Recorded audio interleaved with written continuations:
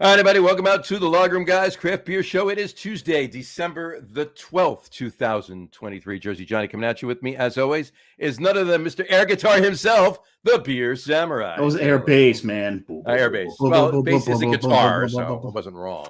No, not wrong, but still, man. I was just jamming out to our I love that song. Yeah, that's a good one. I should probably learn how to play that one of these days. There you go. I can jam with Pete. Just ask, when it's going to play, I'll just ask him what the chords are. Just ask Harry, and yeah, we'll figure it out. Yeah. Mr. Lug Nuts. So, how are you on this fine December evening? All right. I was gonna say our second show of December, but it's actually our third show of December. Yes, because we did this weekend. We did our longest live show, our longest special live show ever. Right. These are all live shows, right? Non-scheduled, special live, on location show, phone show, if you will. Yes, a good way to put it. Right, we're all doing this. Right.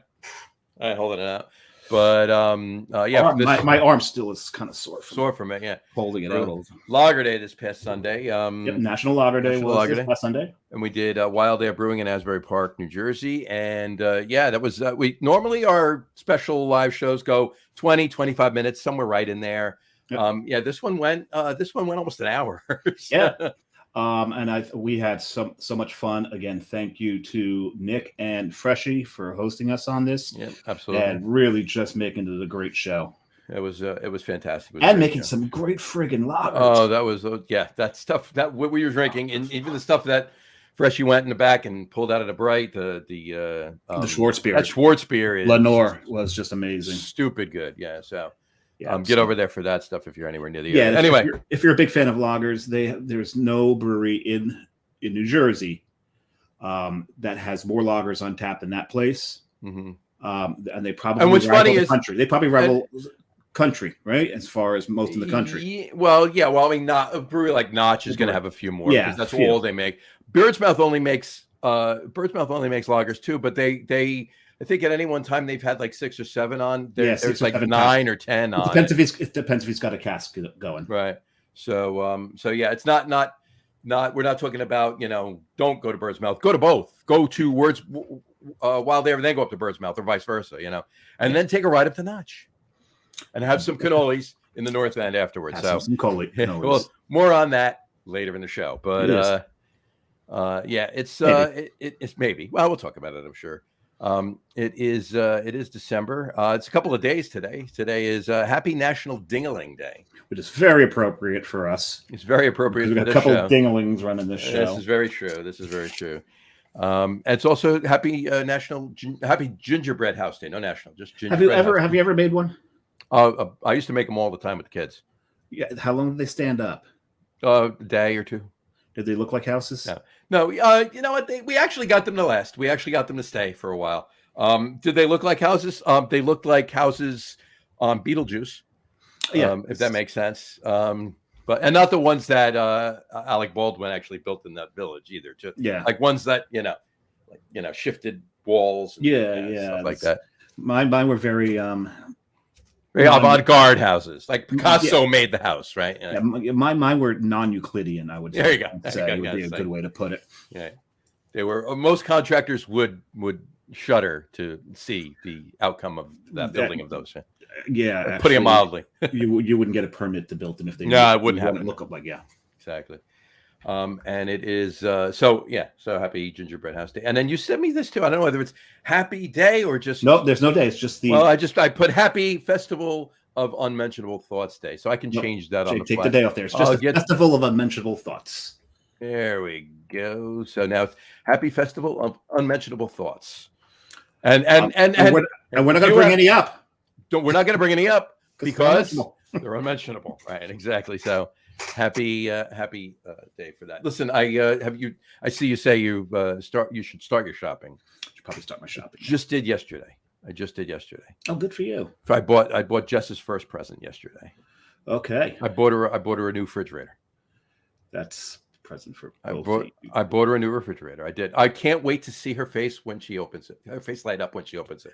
Because as long as the bulb's still working. As long as the bulb's still working. Screw that one up. There you go. No, I did not buy her a refrigerator. It's a joke.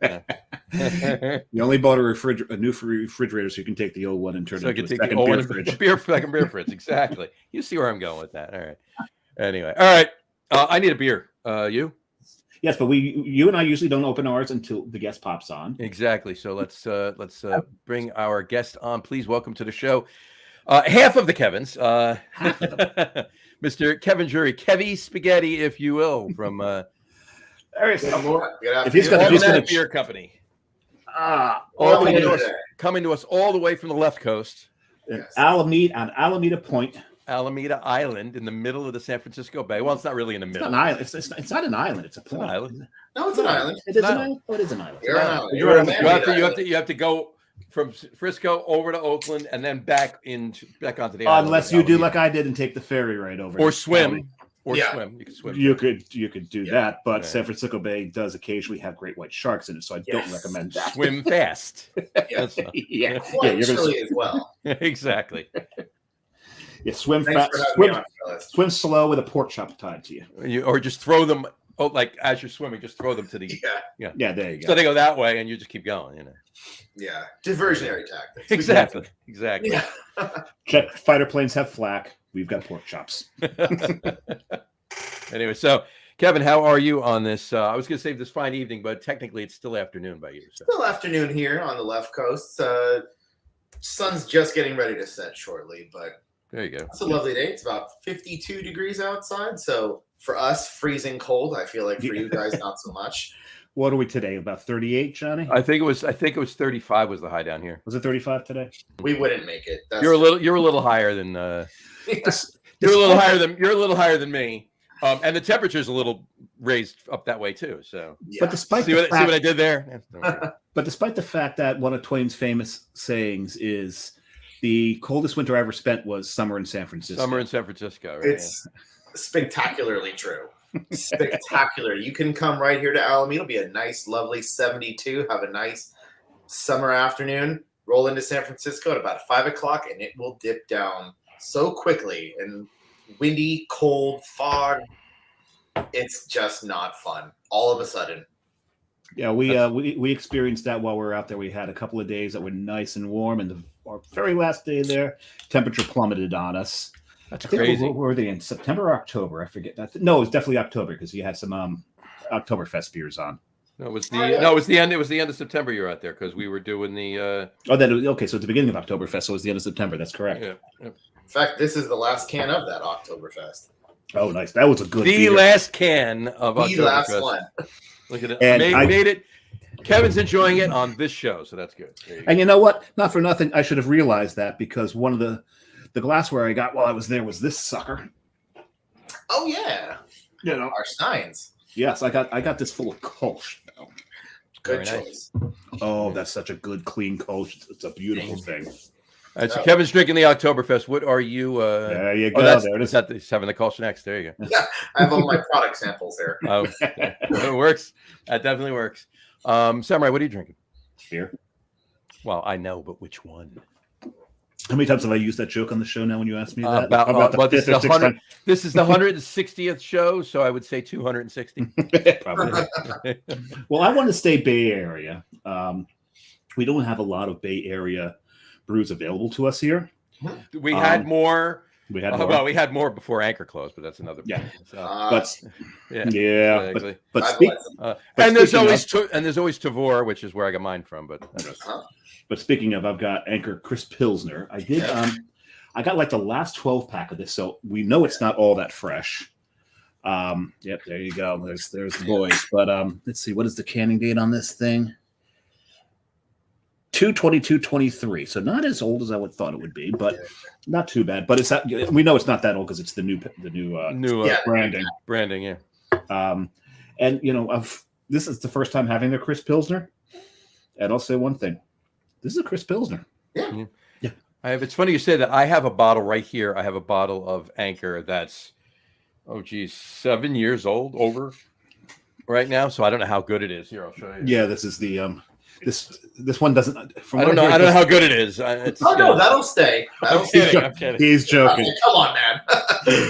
We've talked about that beer on this show ad nauseum. Not that we talk about the beer, all the years of the beer, and every time we do, Johnny pulls that. That I pulled out from underneath my bar over here because that's a 2016. So I have a vertical since then, but that's the only Magnum I have. But we'll have that at next Christmas at a particular brewery in Eatontown, New Jersey. But that's another story for itself. So. Read his hat. My hat. Yeah, there you go. There we go. Anyway. But all right, so we do have a serious lack of Bay Area beers here now too. I mean, 21st Amendment does make its way here, but and I would have bought Fireside Chat because I normally get like a 4-pack or 6-pack of Fireside Chat, and I haven't found it anywhere I've gone, even the bigger stores that carry everything, they don't have it either. So I have a feeling there's one distributor in New Jersey that did carry a lot of brands, and that was one of them that they carried. They sold out to a bunch of different distributors, AB InBev being one of them. Yeah. But that 21st Amendment, I don't think made the cut for AB InBev to take over. So I think they lost their distribution in Jersey. So that's why we're not getting anything. That does happen every now and then. That's always a rough one to contend with. Exactly. So what are you drinking, John? But I am drinking through via, thank you to Vor. I am drinking from Humble Sea, their Hellas. Right next door. Love those guys. There you go. That's a fun place to drink too. They've got a little. We went there, man. We went to Humble Sea. Went to you guys. What's the other one out on the point? You may have went to Faction. Yeah, we went to Faction. Yeah. We actually stumbled into their anniversary party, which was great. That was completely unintentional. It was like we got to pay to get it. Oh, we're having our anniversary party. Like, oh hell yeah, that we're in. Works. That was great, but not as much there. But you guys in Humble Sea, man, lots of doggies. Yeah, we love being dog friendly. We know a lot of people. At least we think of it in our way of not that often I plan to have a beer. It's just one of those things where I'm just at home, I could go for a beer. And that usually involves for us taking the dog and whatever friends are with us, we're just knocking on the neighbor's door before we go, want to go grab a beer really quick? So making sure dogs are welcome here. We make a point to have our water station and below. We have our dog water station, bowls. All the bartenders just love giving out dog treats. I buy 15 pounds, I want to say, every month, every single time. And when we get low, I get 88 emails. Will you please order more dog biscuits? Because this is my favorite part of the job. They tried to feed me one. Yeah. Kind of get stuck in your teeth sometimes. Yeah. They're a little grainy. Some of them are good, though. Some of them are good. Some of them are pretty good. Oh, yeah. They're peanut butter flavored. I mean, what do you want me to do? Exactly. Oh, that's pretty looking. Ooh. That is. Look at that. It's nice. I mean, like it's super, super clean. Really nice Hellas. That's good. Cheers while it's up here. There you go. Okay. Cheers. Cheers, gentlemen. Cheers. There you go. Now, we were talking about distribution. We do not see Almanac in New Jersey anymore. We haven't seen a new Almanac in a long time. Did you guys retract distribution at some point? You do have distro in Pennsylvania, but there's none in New Jersey right now. Yeah, we've. I don't know off the top of my head, but I know we've had some reshuffling, and like you were saying as well, these things change hands. We like to go with the sort of mom and pop distributorships where I can call someone and have someone on the other end of the line and say, "How's this going? Are you checking on it? Is it fresh? How's the movement of this?" And if, example, like you were saying, if one of those gets purchased by ABI or some other large conglomerate who doesn't care, that's really not a thing we want to do anymore. Right. Understandable and respectable. And totally respectable. I totally get that. I would rather, same thing. I would rather, sacrifice a little bit of distribution in a certain area or two for lack of having that hands-on, method of keeping sure and keeping on top of everything, make sure it's fresh, make sure it's moving, and make sure they're doing their part too. I mean, of course, as the brewery, you're going to do your part to market it as to that area and everything else, and that's fine. But the distributor has a little bit of a they should anyway have a little bit of responsibility too. Absolutely, right? Yeah, making sure that they're helping us out, being our eyes and ears and legs when necessary. Right. Hey, I can't get to Jersey, or in this case Pennsylvania, all the time, so I need to have you out there reporting back to me accurate information so I know what's going on. And I'm sure all of us and the viewers at the moment will know when you go, look at this one weird 6-pack or whatever it is, 4-pack, and you pick it up and you bring it home, you've paid through the nose for it, and you're excited to get it, you pop it open and you realize this probably should have been thrown out about 2 years ago. Right. That is just a horrible, horrible feeling. Now, of course, the general population doesn't know, the chain of events that took that beer from. And they don't know to do this. Yeah. And here's the thing, though. And here's the thing, though. Will the distributor be looked at poorly in that consumer's eyes? No. Will the store be looked at poorly in the consumer's eyes? Yes. Probably not. No, unless you're in the know. To a point. Unless you're us. Right. To just a Joe consumer, right? Yeah. Probably not. They may not. Odds are more likely they won't than will. 60-40 maybe if you want to go like that, 40-60. Will the brewery be looked at in the consumer's eyes? Yes. Especially if they've never had beer from them before. Oh, yeah. 100% you've lost any possibility of being. And that's all there is. Yep, unless you're trained in off flavors and what causes them. Yes. That's a very niche set of skills to have. Exactly. But at that point, if somebody's trained in off flavors and what causes them, they're going to know that it was the store's fault and not the brewery. Yes, you will. Right. And Because Johnny and I know a few of those. They're going to go like this. Oh, all right. Okay. There you go. Yeah, we know a few of those stores. There's only good thing about those stores is yes, tons of shelf turds, but every now and then you get one of those that's been sitting there for a while that aged pretty nicely. All right. When a 7% New England IPA oxidizes, throw it out. Yes. Yeah. When a 14% barrel aged barley wine oxidizes, have a party. Or put it down for another 6 months. Yeah. Or put it down for another 6 months. Yeah. I always love finding something like a St. Bernardus 12, and they go, that's been sitting there for 2 years. I'll take it. Thank you. Appreciate it. They did just that. It was, this is probably. Remember this when we get to my third beer. There you go. Yes. Going back about 3 years, there was one store locally. They had. It was right around Christmas time, right?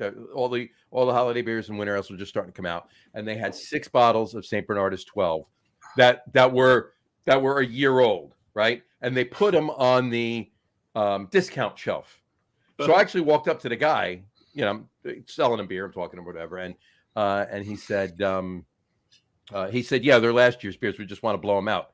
I said, seriously? He said, yeah, but he wasn't getting my drift of what I was saying. I said, how much are you selling them for? $3 a piece. I go, and they're $7.50s, right? I go, thank you. I took all 6. Here's a $20 bill. Keep the $2. I'm good. You know what I saw once on a discount shelf? Actually, they had discount boxes that they put out. 3 different years of Speedway Stout. Ooh. Like, nice. Okay, I'll take that one. I'll take that one. I'll take that one. I'm gone. Yeah.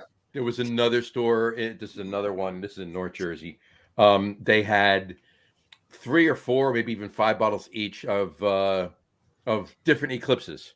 Oh, they discounted them? And they discounted all. They were down like $4 or $5 a piece. You raise the price on those things. You don't discount them. Well, they don't know. They don't know. And people like us benefit from that. So there you go. Can I tell you a silly story really quick about Eclipse and discounting that? Go ahead. Little tiny bar down the street from where I used to live. Basically, it was a really dumpy bar, kind of just, dirty beer lines were kind of part of its ambiance. They were basically going to go under, and as you mentioned, they had the owner just right before he closed the doors said, I'm going to buy this stuff called Eclipse. Bought a couple kegs of it. About 2 months later, went out of business. All right, sounds good. A older woman bought it about 3 months later. She buys it, and she just needs to blow out this inventory. So we're sitting there. Welcome to the new bar. Lovely older lady. I would say early 70s. Says, hi, boys. Are you enjoying yourselves? We're having a great time.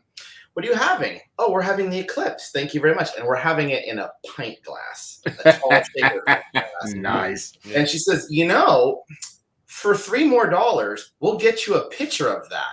Are you okay with that? I went, yeah. Picture What? of Eclipse? Now, the first thought was, how am I going to get home? Home, right. Yeah. My question was going to be, how do you remember drinking this in the first place after a picture of Eclipse? That's one of the few times I actually had to have someone come get me. Yeah. But I remember Totally worth it though. "Guys, there's a picture of this for like $10." Mhm. And I'm sure someone had too many of them. And then about a week later, she went, "We're never doing that again." Yeah. Like, someone learned their lesson. Yeah. We totally. I've been in a bar that didn't know what they had. They had Founders KBS. Ah. All right. And they were pouring it in pint glasses for $5 during happy hour. You texted me. I did. Yeah, he texted me. He goes, "Where are you right now?" Yeah. "I'm at work. Can you get out early?" I didn't, unfortunately. Unbelievable. So anyway, all right. We're 20 minutes in. I got to ask you this question. It's normally the first question we ask everybody, but to the best of your recollection, and it can be an ish, to the best of your recollection, what was the first craft beer you ever had? Oh, I know exactly what it was. Go for it. It was the Gordon Beer Schwarzbier. Never, back when kind of brew pubs were first a thing, when they weren't kind of everywhere like they're littered now. Yeah. Walked in this beautiful place downtown San Jose. I didn't know much about beer. I just had my dad's Miller genuine drafts before, but I remember Guinness was a big deal at the time. This was the new exciting thing. Guinness. It's dark. It's not like other basic beers. So I saw this beautiful tall glass of beer. I said, "What's that?" They said, "Oh, that's the Schwarzbier." I said, "Give me one of those," and I was just instantly hooked. Done. Absolutely. Nice. That is awesome. Yeah, that's a good beer to start with. Yeah. Yeah, that's It was a high bar to start with, and that's why it's hard to go low. Awesome. I'm gonna go low and reach into this thing and grab another beer. You're gonna grab you're going to your second already? I got about half of my first one. Mine are only 12 ounce. You're only 12 ounce. I'm doing 16s. Yes. Yeah. There you go. But I'm just looking at this too. I just noticed that's why I was cracking it. Yeah, this is just like the can. It's a painted can, but it's just white, and then they got the top on it, and that's just a clear label that they put over part of the white. That's it. Oh, neat. They're very hard. Kind of like a brew. Yeah, kind of like a brewery I know in Jersey. It's all orange, and they put a clear label over it. Yeah, I know that one. I know those guys. Heard of them. Don't mention them. No, you can't mention them. Well, don't mention their owner. Just the owner. Yeah, he'll. It's like it's like Beetlejuice. You mention his name 3 times, and he appears on the screen. This is the second Beetlejuice reference on the show today. It's not how. Well, no, the first one was off air. Was off. Yeah. No, it wasn't. No, we're talking about. It was at the beginning. It was me and you at the top. Yeah, it was the beginning. I was like, I think I missed that. Yeah, right. Yeah, we're talking about building gingerbread houses, and he said his would look like the ones in the Beetlejuice model. Yeah, just all of it looked like if Picasso built a house. That's basically what it was. But they worked. They stood up. They didn't fall apart. So that was good. That's one. At least there was that. Right. Nothing like stale gingerbread. I was gonna say, what's your second one there? Well, considering this was a 12-pack that I found I've got another Anchor here. A mixed 12-pack? It was a variety pack? Yeah, it was a variety pack of 4 beers: the Crisp Pilsner, the San Pancho, the West Coast IPA, nice, and of course, Steam. I feel very flattered you bringing out the Anchors. Anchor is very near and dear to every West Coast, especially San Francisco Bay Area craft brewers. Oh yeah, and them shutting the doors was hard. Everyone took it personally, myself included. Kevin, I got news for you. That was the country. Okay. It's everybody. Every hit, we were all in shock. We were hurt. We analyzed this to the nth degree. We've had shows based almost entirely on. We've done probably 3 shows, mostly devoted to Anchor shutting down. Oh, especially for a couple months, the word Sapporo was a pretty nasty word. It's a nasty word to me. It was. You saw interesting graffiti around San Francisco. 4-word letter of your choice, Sapporo or Sapporo. Blanks. Oh yeah, watch yourself. Your choice. Watch yourself. You can't say fuck on the show. Yeah. Good. Okay, I was going to ask that. No. Oh no. Wait a minute. Yeah. No fucking cursing on this. Okay. Yeah. But no.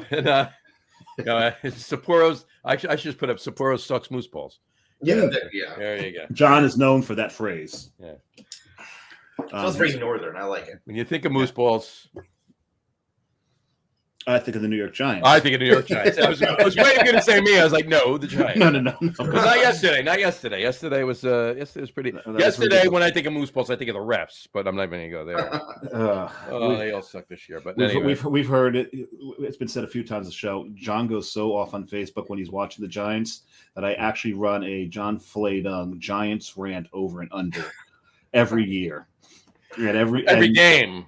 For every game, and the winner gets a four pack. Yeah. So it's more fun than anything. Well, what was funny is I was on the field on the sidelines before the game, and one of the guys I was with, Wink Martindale, the defensive coordinator, he comes walking by. He's maybe like 10 feet away from us, walking in front of us. The guy leans over me and says, "Hey, Wink, come here. John's got something to tell you." Nice. Yeah. So it doesn't matter. The possibility we'd make the playoffs is very thin, and if we do, the Niners will stomp all over us. Right now, it's a 9. If they win out, which we know they're not going to do, right? But if they win out, 2 games against the Eagles. I know. If they win out, they have a 93% chance of making the playoffs. Yep. So, I mean, literally, they control their own destiny. Obviously, they're not beating the Eagles. But then again, the way the Eagles played, I mean, look. The Chiefs beat a really good Chiefs. The Packers beat a really good Lions team. The Packers beat the Chiefs a couple weeks ago. I made the mistake of bringing up football. He'll go on all night. I'm done at this one. My point is, it's football, and as Chris Berman says, that's why they play. Yes. Unfortunately, we all be a little bit naturally pessimistic here in the Bay Area about the 49ers. We're the same way here. Yeah, same way. Yeah, we're pessimistic about the 49ers as well. Absolutely. I love the Brock Purdy story. Oh, yeah. I really do. And I'm just hoping the Tommy DeVito story is a parallel. Yes. Because we all want cutlets. There you go. Just the cutlets. That's when John referenced the cannoli. We talked about cutlets before the show. We brought up Boston and cannolis. So we'll, anyway. On the John, on to your next question. The next question. Well, I mean, normally it follows the first. It follows the first. Follows the first one. It's just when. What was the first brewery you ever visited? That's going to lead me into another question for you specifically. But yeah, and we won't be too disappointed if it was an Anchor. Well, I guess by default it would still be. Like I said, the first legal beer I ever had was at the Gordon Beer Brewery. So it would have been. It would be. Gordon, on that but did you get a tour?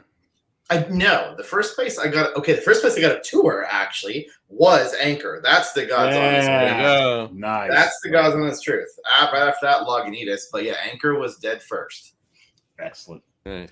I think I just had so many years of watching my dad open the old, Anchor bottles, Anchor Steam. I just got so used to it, and that artwork especially. Oh yeah, was just part of me. Being 12 years old, looking at the bottle. Slowly eating my green beans that I don't want to eat. It's just so so when they changed the artwork, that was also like, how it's like painting the Golden Gate Bridge a different color. Right, you can't. That's part of it. No, absolutely not. There was so many times I wanted to bitch slap whoever was in marketing, or obviously, eventually the powers that be, right? Yeah. In Sapporo. I mean, what are you thinking? What are you doing? What are you doing? What are you doing? Yeah. I watched it happen, and I guess I got to get a front row seat to it because one of my very best friends, who also is in kind of craft beer, but he's a design guy.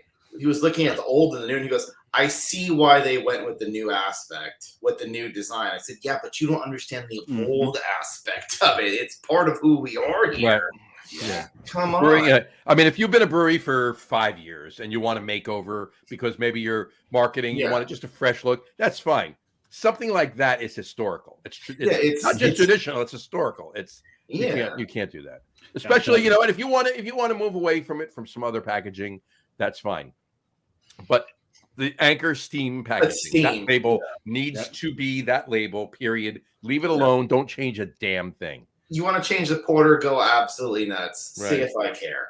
Liberty Ale even is a little bit of a stretch. I would like that label to stay there, but I'd like that to stay. Still, I can understand. I'll get you. You leave the Anchor Steam packaging and you leave the Christmas Ale. Yeah.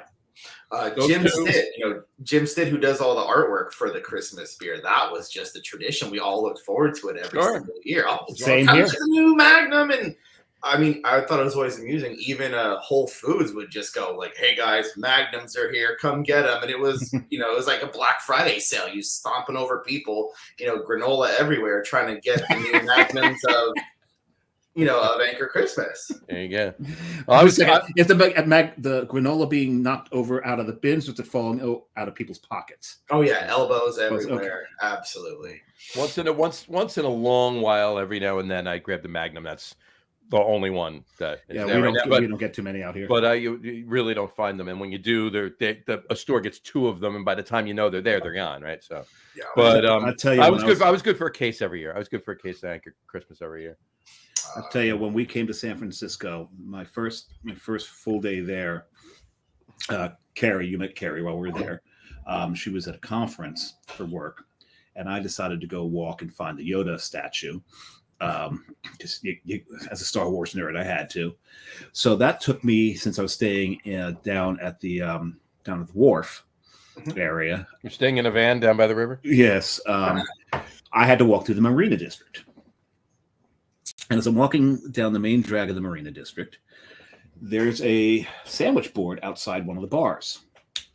And it said, "We have Anchor Steam on tap." Mm-hmm. It's 10:05 in the morning. Do it. Come on, do it. And I jump in, message all my beer dork friends out here. I'm sitting in a bar drinking an Anchor Steam from the tap, and they're like, "Oh, that's great." It's also 10:05 in the morning. It was 1:05 for us, so we didn't give a shit. Yeah, it didn't dawn on them as a 10:05. don't tell anyone. I like this beer culture out here. Yeah, There you go. Yeah, that's San Francisco's a fantastic place to drink. Right. You've got a lot of damn good breweries there. Me too. And really, for me, the highlight was when I realized, holy crap, they're that damn close. I'll go on the Almanac. Yeah. When I'm searching through them, and John and I both do the same thing. When we travel, we research where all the breweries are. Yeah. So I'm going through, and like the best breweries in the San Francisco Bay Area. I'm like, Almanac. Except for Where the hell are they? Yeah. except for one that falls under the radar, like a smaller place or a newer Yep. place. You don't know it, you didn't hear of it, you didn't look it up, and you find out in another brewery because you're talking to somebody. Oh, yeah. As you do in this industry, you make best Yep. friends in 5 minutes, right? You find out, oh, you got to hit this place, you got to hit this place, and so other than that, Dave and I will know where we're going before we even leave to go. Oh yeah. Oh, yeah. I know where I'm not. I know exactly where I'm going to drink. Usually before I even get there. Yeah, most of my vacations rotate around breweries, distilleries, and restaurants. Done. Yeah, my next one may not revolve around breweries, only because I'm going to Munich and Prague. So There's no good breweries over there. no good beer whatsoever. You can probably get a Bud Light somewhere. Actually, you can get a Budweiser, and it's imported, so it's more expensive. Yeah. Over there. Anyway, my second beer, by the way, I'll just throw this up there so I can get it. Phase 3 from Lake Zurich, Illinois. It's a rye lager. Another Tavour purchase. So. I just remembered where I had that Anchor Steam on tap, the Horseshoe Tavern. Oh, nice! I've been there. That place is such a phenomenal dive bar. It's a dive craft hole in beer the wall to jump into. Yeah. Oh my God! You can play pool in the back. Mm-hmm. This is fantastic. What is it now? Phase 3 Brewing. Because you never put the crawl up. I'm so used to seeing the crawl. I did. I'll leave it up. You usually leave it up. There you go. Phase 3 Brewing. It's P3 rye lager. So it's rye lager. This is Nice. This is for a 6.5% rye lager, just a plain old rye lager. I'm getting dried fruit, I'm getting caramel, I'm getting toffee, I'm getting the rye spice. Nice. I'm getting like almost as if it was like a rye barley wine or rye old ale with a little bit of barrel in it. This is why you're loving it. This is so good. Kevin, when you opened something. I just popped open, finishing. Well, actually, the first one I had was our new Playa Aruba, which is a lager with a shload of Nectaron hops in it. One of my favorites. Nectaron's great. I love Nectaron. Yeah, one of my new favorite hops It's just our regular Love Hazy IPR flagship, but it's wearing its Christmas sweater. We do this every Nice. year. But it's Love not it. an ugly Christmas. That's a beautiful Christmas sweater. Thank you. Yes. We're very proud of this one. That's Very nice. Damien, our owner, used to be a graphic designer, so he makes a point. He loves to design them as however he likes. Yeah. Well, he's the owner. He can do that. Yeah. Here's the rules to make it happen. I know someone else who does that. Yeah. You can see his your artwork's all covered up by a Christmas village. Well, now. the artwork's over there. It's there, it's just back behind Over there, everything. Here, I brought an extra up for later. There's one of them. There you go. Ooh, Yeah, that's a beautiful. great. I've got a few of those. Yeah. I don't know where I'm going to put them. It's a coffee porter, really 6.5% coffee porter, so good. It's going to. Johnny just gave me a case of it, so it's going to be doled out because it's going to age so damn well. Mhm. But I don't think I'd go over 6 to 9 months on it though. No, it'll even go before that. As long as honestly, as long as the coffee doesn't change to green pepper, it'll last for a while. Yeah. So let's talk more about Almanac. Let's do that. Let's do that. Let's go back to that. Pull that can up one more time. The Love IPA can. That is great. Now that's just same flagship hazy, and it just gets a facelift or a wardrobe change, if you will, for the holidays. Okay, so this is one for the holidays. It gets one for Pride Month.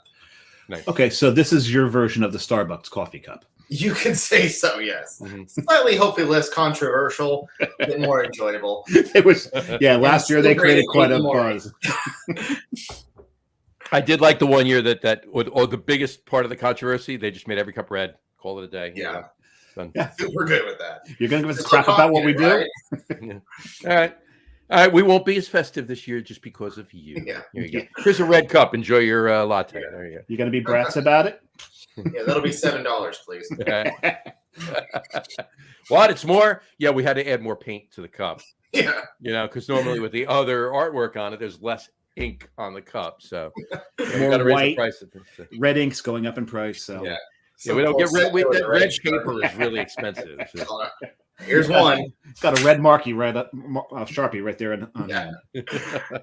Yeah. So, all right. Let me let's roll it back just a little bit. What first got you in, other than the Gordon Schwartz beer? Yes. What first got you into craft beer? What first made you say, not even so much as employment, if you will, but I'm more than this is to me more than what I'm going to order when I go out to a bar. Yeah. What first, like, what beers, what breweries, whatever. What first got you into that? Honestly, I love the idea of, sounds cheesy, but craft beer in general. Mm-hmm. I've grown up watching my grandfather and tell me over and over and over, Budweiser is the king of beers. Don't you know that? But he was such a wine guy that I was like, what? So a little bit of background. Being Italian, my family came here from Italy to make wine in the Central Valley, here in the Lodi, Stockton, Central Valley. So I grew up making wine with my grandfather. Nice. 13 years old, schlepping it around. There's wine in California? Funny. Yeah, it's that auto parts store owns a valley out there, and they make some grapes there. So. Yeah. By the way, they love that joke in Napa. They get all bent out of shape about it. They get so bent out of shape about it. They get so cheesed off. They're rubbing all the lipstick off their champagne. It's kind of funny, guys.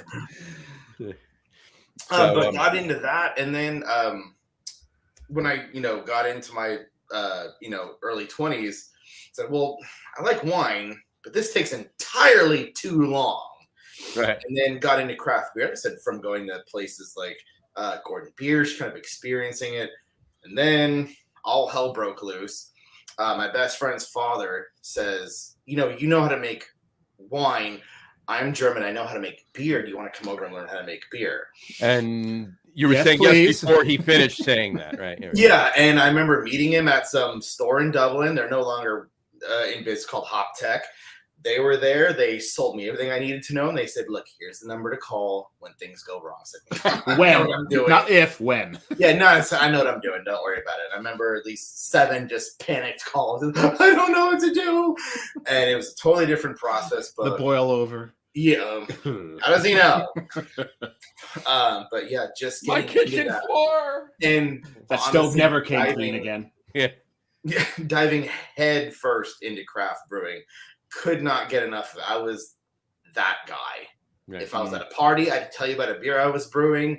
If we were at a bar, well, here's how they get that color. Do you know what caramel is? I had to I couldn't stop myself. I could not be helped. I remember one of the more cringy moments of my life being at my second cousin's grandmother's funeral and him telling me how upset he was. And you know what would make you happy? Let's brew a beer at my house on Sunday. And I just don't know why. I could not help myself. Did you ever keep track of how many just shoot me now faces that you got? I ran out of fingers and toes. Had everyone take their shoes off in the office. I'm still adding it up. There you go. Did that. And then at the time, I was actually a radio DJ. I was a radio DJ who then became a radio producer. And I always told people, if you don't know what a radio producer was, if you ever watch Frasier, remember Roz? Mm-hmm. Behind the glass window and go, 3, 2, 1, Mm-hmm. go. I did that for 6 years. Is that in the job description, being able to have at least 3 fingers? Oh, yeah. 3 fingers. Yeah. You need 3 fingers. If you work with fireworks, you can't do it. Not yet. Did that, but it was just the most soul-sucking, horrifying, sitting in a room, I mean, small, breathing recycled air while some guy tells you how I'm a real estate agent, and I know how to sell your house better than everyone else. And you know what financial product you need? You need an annuity. And that's how I'm going to make you rich. And then they'd go, this is never going to work. This is a terrible product. I don't know why I'm selling this. And you did that, and I did that for several years. And I just said, I cannot cope with this anymore. I'm going to do something bad. And someone in the local homebrewing group called the Bay Area Mashers said, they're opening a brewery in San Leandro, which happened to be 21st Amendment. Mm-hmm. I showed up knowing nothing. Well, besides that I loved beer, never worked a, food or beverage job in my life. Talked my way into it, became a bartender, and immediately they handed me my first night's tips. I went, goodbye, radio. Never again. I'm never coming back. Sucks to be you. And here I am 9 years later. That's great. That's great. Yeah. And the fact that, I had seen that at, I forget where, or maybe you mentioned it, or maybe it was maybe on Facebook or whatever, but that worked the 21st Amendment. I did, yeah. And, I helped open the San Leandro division, which is their bigger spot. They have the little brew pub downtown San Francisco, and then they have their 140,000 square foot facility in San Leandro. And the reason for their name was a week ago. So there you go. The repeal of prohibition. Yes, it was. And first time since we started the show that it fell on a Tuesday, the night we do the show. So, well, yeah, we celebrated. We put stuff up on the Facebook page every year, but that was last week was the first time it actually fell on the day of a show. So yeah, so that was good. Cool. So all right. So how long ago was that you worked at 21st Amendment? I started, I want to say 2014 or 2015. I want to say I started that. But just kind of made my way through, learned how to sort of serve people, how to not be the biggest beer geek in the world. That, when someone comes in who's only had Bud Light, and Modelo, telling them about IBUs and why they call it India Pale Ale is not the best idea. God knows I can do that. That's why I have this job. But how to, serve people appropriately and understand what they want, what they're getting into. Right. And I always tell people, don't tell someone, this has Sabro in it. That means nothing to the general public. Right. You have to spoon feed it to normal people so they can understand it. Mm-hmm. And that's kind of one of my passions that I love. Is just when people go, I don't like beer, or I don't like craft beer. You have any Blue Moon behind the bar? let's have a discussion. It's Belgian. This for you. I'm going to fix this for you. Mhm. And maybe they still say, no, I'll just have a sparkling water, but that's what I absolutely love to do.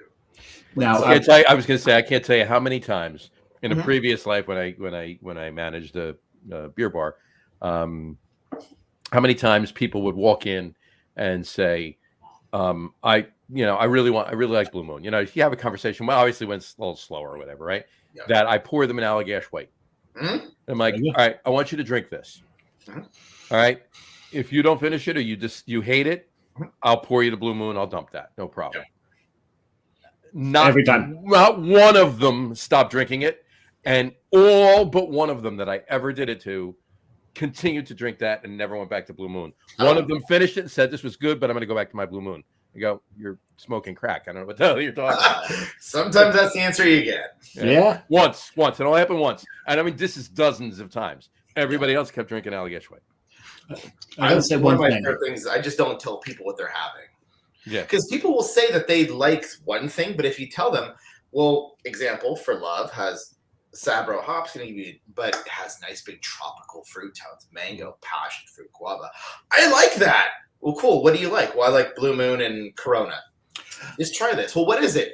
I'll tell you after you take 3 sips. That's the bargain we're going to have. You take 3 sips, and I'll tell you what it is after. Oh, I love this. I'll have this. That's an IPA, the one you swore you hated and would never touch. Right. Would you like a 10 ounce or a 16? Yeah, exactly. Now, the funny thing is, when he talks about his passion for this, I've seen the man in action. and I've seen, before you and I started to talk, I watched you with all the customers prior. And I'm pretty certain I saw you do just that to somebody. Maybe not with the IPA, but probably with something else where you use the 3 sip line. Mm-hmm. And I'm like, he knows exactly how many times you need to coat that tongue before you get all the flavors. Absolutely. And it's just like, okay, I need to talk to this guy. So yeah, and then and you really do have that passion behind the bar. You've got to make sure everyone's happy. And I remember there was one couple came in, and I know they put up a struggle for a while, but you finally got their beers for them. Oh yeah, and some are going to give you a run for your money. I said you ran a tap room. Some people are going to come in with a disposition. I want a Michelob Ultra because that's the best beer. Like, okay, I'm going to have to deconstruct this carefully. Mm-hmm. Break down what you think it is. Well, everything's IPA, right? I'll have the Mexican lager IPA, please. Okay, let's take that. No, I've ran into thousands of people who think that, well, everything at a craft beer and a craft beer bar or brewery is an IPA. They don't know what that is, what it stands for, and that's okay. It's California, so that's a fair point. It is. I'll have the barrel-aged English barley wine IPA, please. I'll have the sour IPA, please. Okay. Oh, I love sour IPA. Says Johnny, but yeah, we've done a few, but yes, those exist. They're good. They do. Yeah, the spontaneously fermented French farmhouse ale IPA. Yes. Yeah. The guys, I think the one lady you were helping, Flemish red IPA. Let's do that one. That's something about liking sours, and you gave her a sour, but you pulled her nose out because it was actually a true sour. Yeah. And that's when you learned very quickly that she liked kettle sours. Yeah. Yeah. Which does Almanac do any kettle sours, Kevin? I'm so glad you said that. Oh, I said this for a reason because we talked about this at the brewery. Yes, we did. We make a point. If I could find it, we make a statement on the side of our sour cans that say, we only do true sours aged in oak. The end. There are no kettle sours. There never will be sours. Never will be kettle sours. It's not what we do. We're not going to. Please don't ask about them. This is how we do sours. This is our ethos on a true sour. We hope you appreciate it, but if you're looking for a kettle sour, maybe something's available down the street. We are really dead serious about making sure our sours are proper and true oak-aged sours. Full stop, no exceptions. Yep, truly set you up for that one. Because I remember that conversation. I remember, and if you don't believe them, get a little behind-the-scenes tour. One of the seating areas that they have for like smaller parties is right in the middle of a ton of fooders. Uh-huh. They got some couches in there and a table, and just surrounded by fooders. The fooders are the wall to the room. Right. And it's like that was like beergasm. Yeah. Yeah. Speaking I of love. speaking of beergasm, John, I'm drinking my third beer. Go for it. I'm almost done. I'm almost done with my second. Look, as I'm gonna fast catch as it. I know. another We're working 16 on ounce, two. and that's all that's left of the 16 ounce. So So the second one's that. You're actually kind of drinking faster than me because I've just got the 212s. Right. Well, that's my point with the Yep. with this P3 with this rye lager. It was But this one, this one's a bottle. The second I opened it, I fell in love with it. Just the odors coming off of this thing. The nose is amazing on it, and the artwork on this is beautiful. It's another Bay Area brew that I happened to find.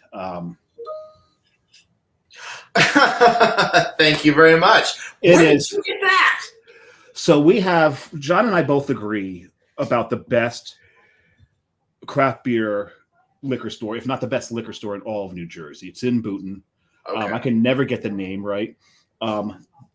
They've got more of these on the shelf. I may go back to Get every out. single one of these. Yeah, here's what it is. Now there's bottle shops right there. There's beer stores, liquor stores that carry a great variety from like even tons of local stuff, but a lot of around the United States and imported stuff and everything. Then there's also those shops that have, like Dave mentioned before, like the shelf turd shops, right? That Mhm. where there's a bunch of bottles that shouldn't even be on the shelf, but if you move them and look behind them, you'll find an 8-year-old, like I said, an 8-year-old, 15% double barrel aged blended English barley wine. That's just like, and it's got the sticker on it from 8 years ago when it was only $6.99 for the bomber, And they know damn well Yeah. not to pull it off the shelf. Yeah, Yeah. and leave it there, right? So, so there's those stores, right? This particular store is a melding of those two types of stores. Really? All of it. And these guys, They have all the new stuff and a bunch of amazing finds, if you will. Okay. I'm trying to figure out where it is on the bottle. There it is. This one, bottled March 2nd, 2018. This is a 5-year-old, and this is this is beautiful. It's almost 6 years old. Almost 6 years old. This thing is beautiful. Thank you. I actually just cracked open a whole mess of our vintage beers a couple of days. I cracked open a couple 2016 of our Farmer's Reserve, which has strawberries, peaches, cherries, apricots, and pears. Oh God, that sounds so good. And one of my personal favorites is, I think it's at least a little bit braggy. We do something called Bourbon Barrel Pesh.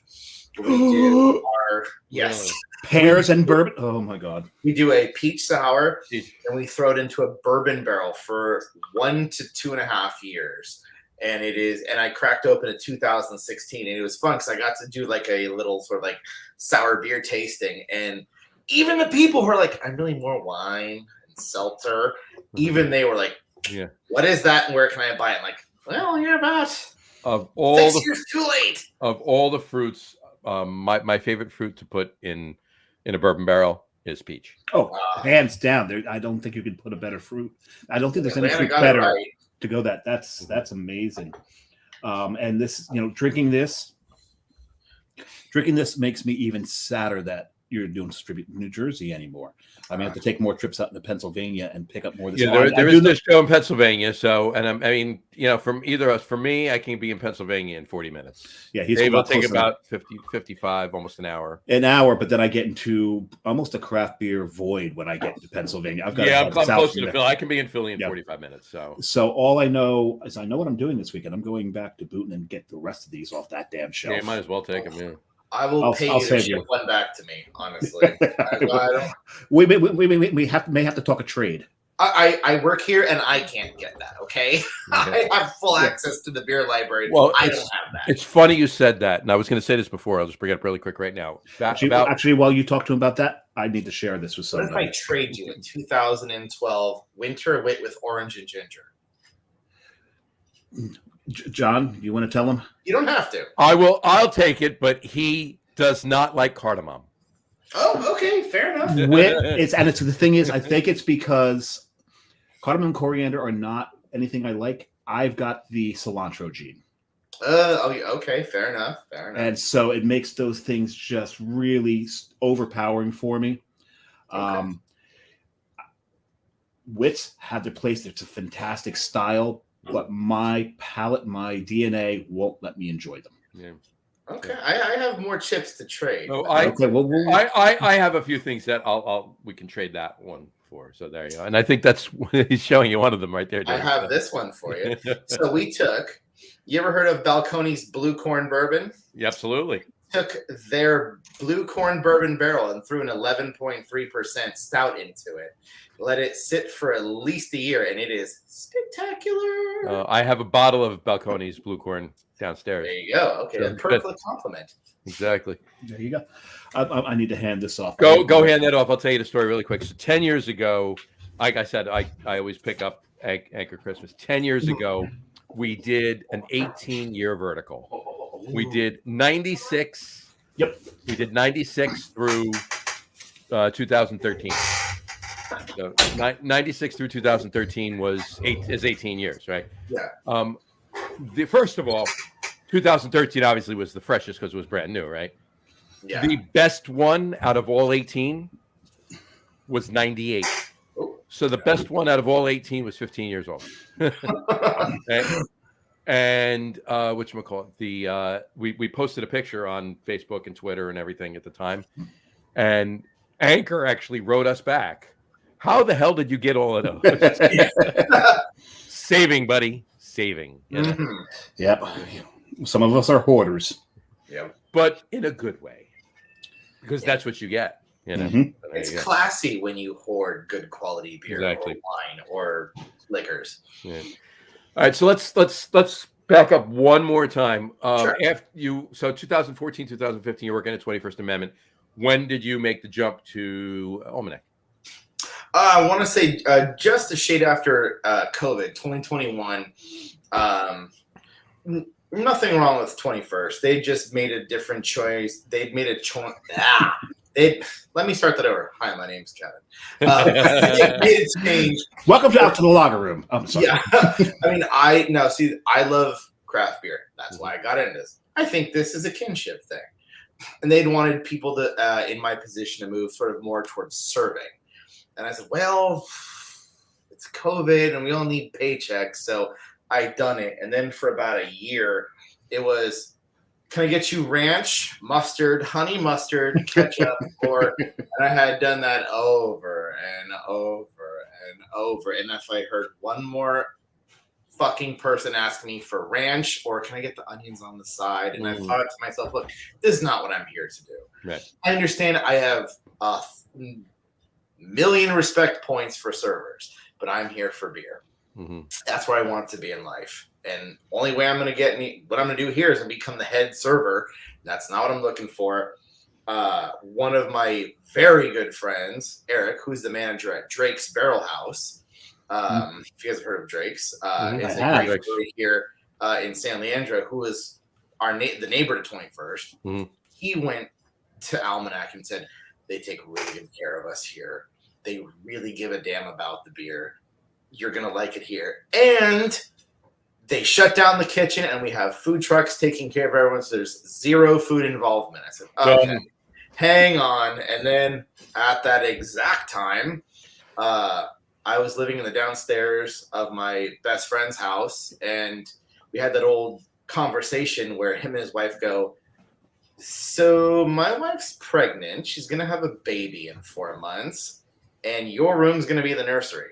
Mm-hmm. So you bye. And you said, that's fine. I can take care of a baby. No, have the kegerator downstairs. There you Kids go. love that kind of stuff. They love here, don't they? They love, yeah. That was actually the hard part. Is I took the kegerator with me. He's like, "Can you leave the kegerator?" I go, "No, I'm leaving. The kegerator's coming with me." You're kicking me out. I'm taking my kegerator and going. Yeah, and I found an apartment literally 3 blocks away from Almanac. I went, all right. I feel like the university. Live on the Alameda. I rode my bike here. Absolutely. Oh, it's beautiful. Yeah, Just to interject real quick, here. I handed that bottle off. I get a text almost immediately. It says, "We need more." That's great. Someone likes their sours. Someone likes their true sours. Yeah, exactly. And they're getting harder and harder to find because it's so cheap and easy to make a kettle. It's cheap and easy. Oh, you dated her, didn't you? I did.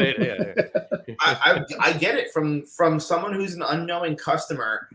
When I hand them, literally, now this is the most severe example, a 4-pack of cans of a beer that's been in a foeder for 3+ years. Now, remember, foeders don't even have, they have a shelf life. They have like 10 to 12 years for a foeder. Mm-hmm. And I hand what's been in there for 3 years, and they go, $40 for a 4-pack? This is bullshit. I'm going down the street and I'm getting, whatever else it is that's half the price. They go, I understand. Now, this is probably the most deluxe beer we've ever made, but you have to understand this is worth it. A lot's gone out. I don't care. I can get a sour beer with 7 different fruits, and it's a milkshake, hazy, so on, so forth. They put that lactose in it. It makes so much better. Makes it so much difference. Yeah, everyone knows cows makes good beer, but it's okay. Okay, you know what, ma'am? I'm sorry, John. Yeah, I remember getting an earful from John. Please sample that and send that to you know who. I know. I will. Okay. Cows make good beer. Yeah, cows make good beer. Thank you, Wisconsin. Please sample that and send that off to them.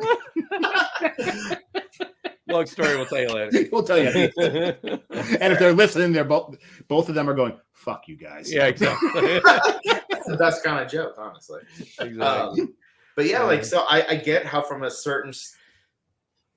customer's viewpoint, like, why the hell am I paying this much? Now, like, you and I have done the tour and I can explain that. But if you're just looking at it from a shelf standpoint, you're looking at this one, and this one's 70% of the price of this one. Right. I see where they're coming from, but I got in this because quality matters, and I like being with quality. And I still remember, without waxing lyrically, Grandpa said, if you're going to do something, do it right. Right. Yeah. So do it right the first time. And that's one of the reasons I love being here at Almanac is we make a point. We're not doing anything half-assed. We're going to done the right way. If we take a financial haircut doing it, then we're going to do it. Mm-hmm. But we're going to do it the right way. No half-assing. Well, it's just like on that note, right? I mean, it's like apples to apples, but it's still on that note. The brewery we mentioned before with the orange cans, it's Carton Brewing, right? But we won't say his name because of the Beetlejuice thing. Don't right? say his name. Right. But he does every year he does a beer. And actually, I don't know if he did it last year, but I think he did. But either way, he does a beer called Gilded Lily. Right? It's a Belgian triple with white truffles. He calls it a Belgian truffle. Truffle. A Belgian truffle. Yeah. The name is appropriate. Right. Yeah. So here's the thing. But he uses actual white truffles in the beer.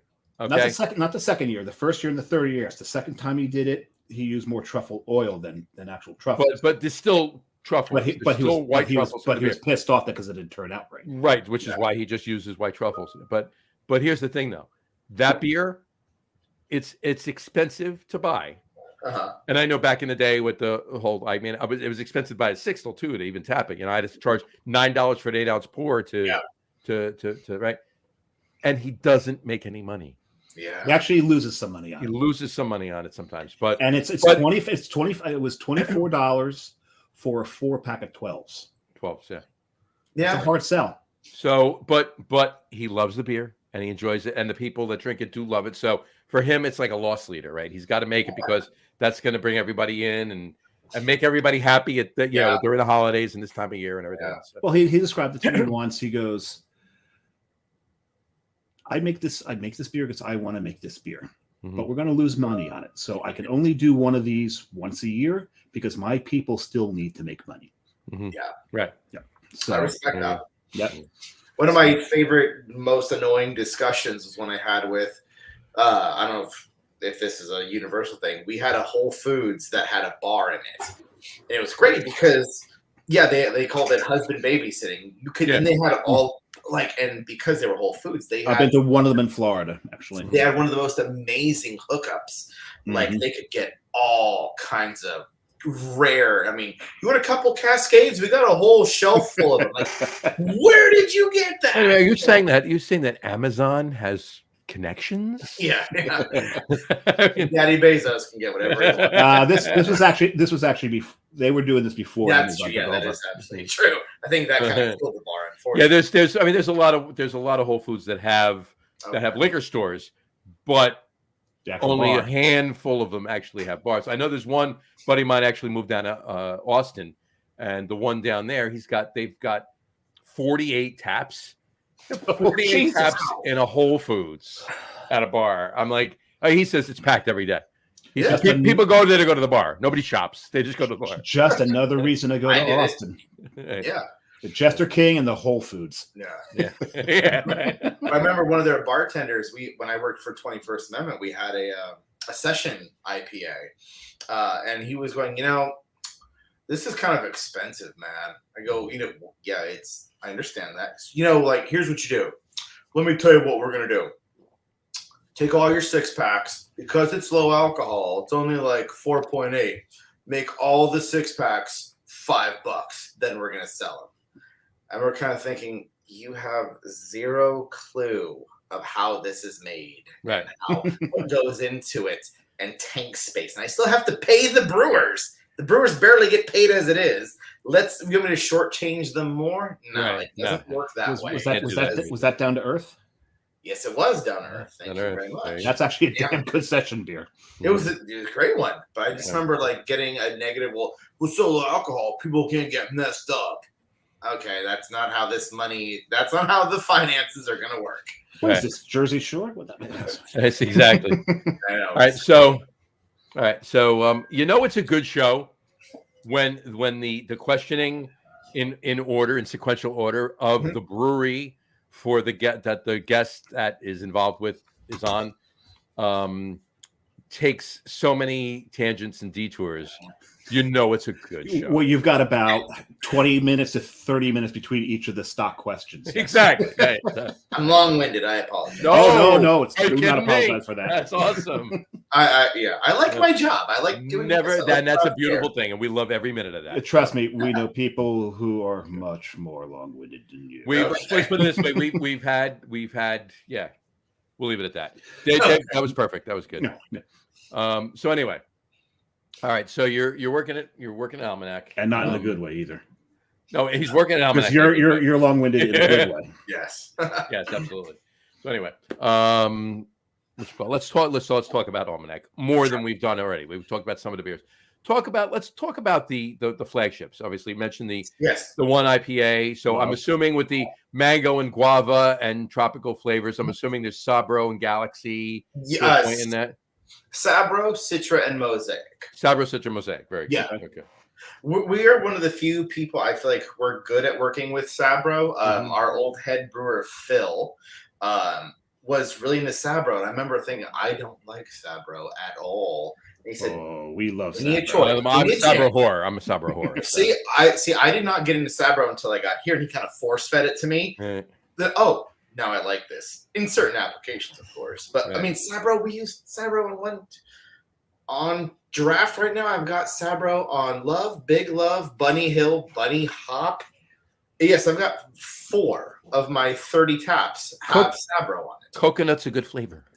Yeah, the only thing I don't like about Sabro is when Sabro oxidizes and deteriorates. I don't like the flavor it throws. Fair. It's almost like you're chewing the coconut shell rather than the coconut. You can overdo Sabro. I'll say that as someone who works here. You can overdo it. We, just my opinion, we did a double IPA for our 5th anniversary, and they just threw an obscene amount of Sabro in it. And some people loved it. Just wasn't for me. That's okay. Fair enough.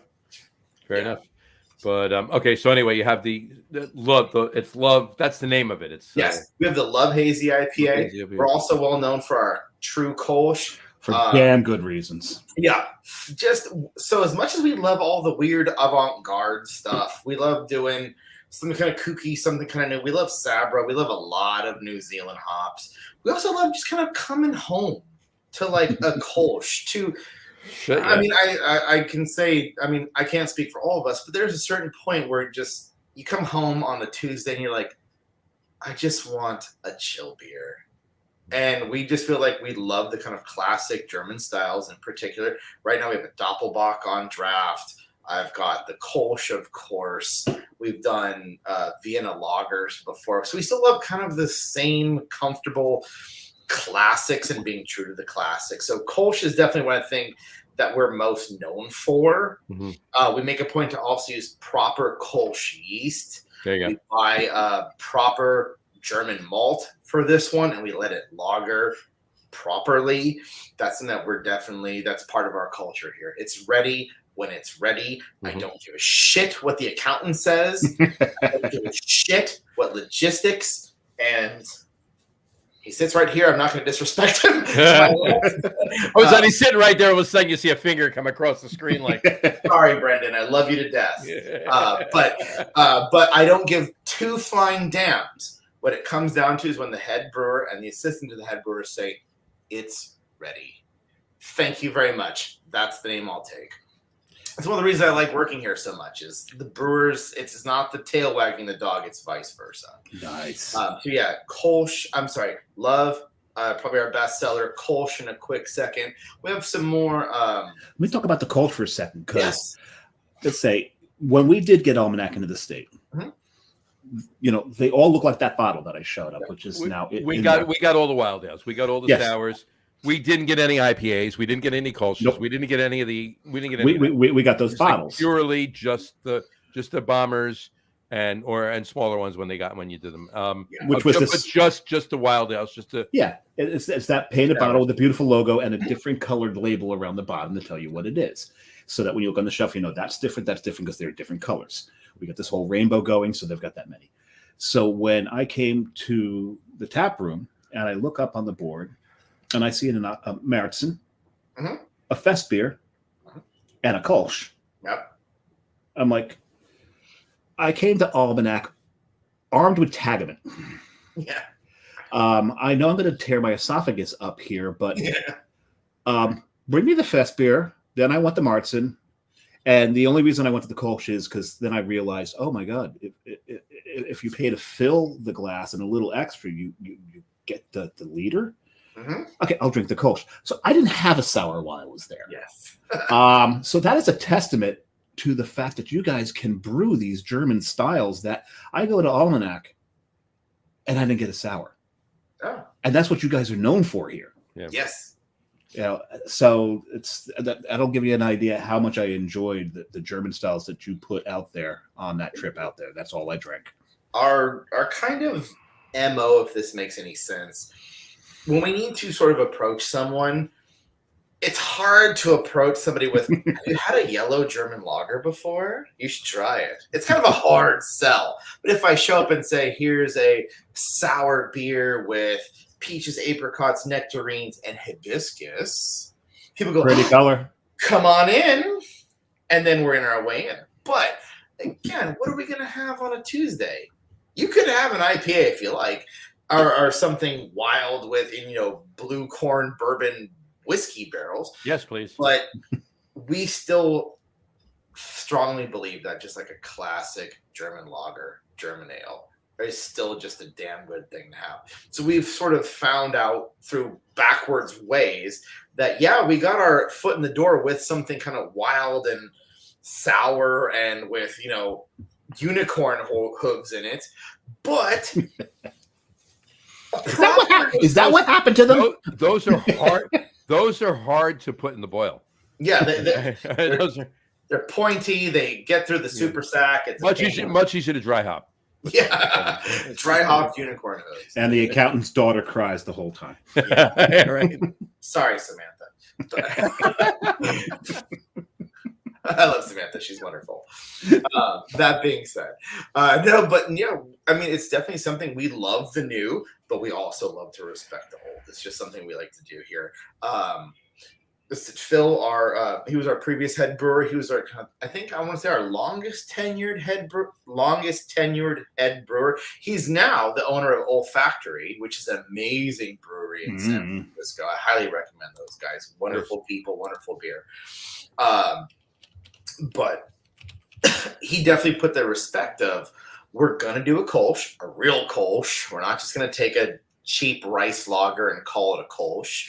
We're gonna do a Märzen. We're gonna do a Doppelbock. In fact, one of the selling points of our Oktoberfest Märzen is that we actually make a point to go to Weyermann, sort of the oldest German malt manufacturer, and get their Barca malt. Period. Like, no half-assing it. We're gonna go get the real deal stuff from Germany. The end. No exceptions. And we've been approached a million times by some grain merchant who goes, I got something made in Minnesota that's like half the price. We go, thanks, but no thanks. Get out. And we're okay with that. We appreciate that you do this because the proof is in the pudding, so to speak. So to speak, yeah. Which we want, yeah. It's like Dave was saying, we've gotten nothing but, and they've been amazing, mind you. Anytime I've had plenty, I've had a bunch of them in state and a bunch out of state too, obviously. But I've never had any IPAs. I've never had any Kolsch's, never had any German stuff, anything from Almanac, and I would love to. So I mean, we gotta. We'll I'll get your address after. We'll talk about that. Yeah. But all right. So, is there obviously? I'm assuming the Fest beer and the Märzen, they're seasonals. They're winter seasonals, spring seasonals, summer seasonals. You're doing too, or all the time. I mean, well, winter seasonals, we do definitely some funky stuff. We do our Bunny Hill, which is sort of the love. Has Sabro in it, right? I'm sorry? Has Sabro in it, right? Also a Sabro. Like I'm telling you. Mention that, John was paying attention. Yeah. Do I have a can here? No, I have every other can in here, but it's beautiful. It's sparkly. It looks like a disco ball when you look at it. Oh, wow. It's got little bunnies on a snow-covered hill. And we like to do that one. That's a winter hazy. I'm sorry, winter light-bodied, smooth hazy, which I did not know had a very serious following of people. We have people show up and just start, I'm here for the Bunny Hill. The end. Give it to me. And when it's gone, I'm leaving. I wish I didn't get the glare here because it is. I've got it in my here, but you can't see. You gotta go right up to the camera and it'll. Yeah, I know. You can see. There you go. That's a beautiful can. Yeah, now you can't see too well, but the trees are actually glitter. If you peel the label off, the whole back is just glitter. Oh my god! If you zoom in, you can get some of the color of the glitter there. Oh yeah, you can. Yeah. On that note, let me throw this up really quick, because I'm almost halfway through with my third beer. From Treehouse, Old World Scotch Ale. So I felt like a Scotch Ale tonight. So I tried so hard to get my hands on any of the Treehouse beers when I was in Ohio and Boston. I couldn't. I put it in proper glassware. So there you go. We may have a show soon talking more about Treehouse, but we will see. We will be talking about that. Yeah, there's a couple of things going on, and a couple of things in good ways, and a couple of things in not so good ways about Treehouse. So, but. We'll fill you in later, but we may have that show soon. But anyway, continue. So Bunny Hill. Bunny Hill is one of our wintertime IPAs, and it's kind of weird because when you think of winter, you go, all right, what stout, Scotch, Doppel, what dark beer are you releasing? But we like to have a little bit of fun and do sort of a nice, mild, hazy IPA with a bit of Sabro. Nothing too bright, nothing too bitter, just super smooth. Are you doing any darker stuff for the winter, or is it just? Nothing like winter warmers or anything like that. And we're doing right now. We have a cold brew coffee stout. That works. We made friends. Fits the bill.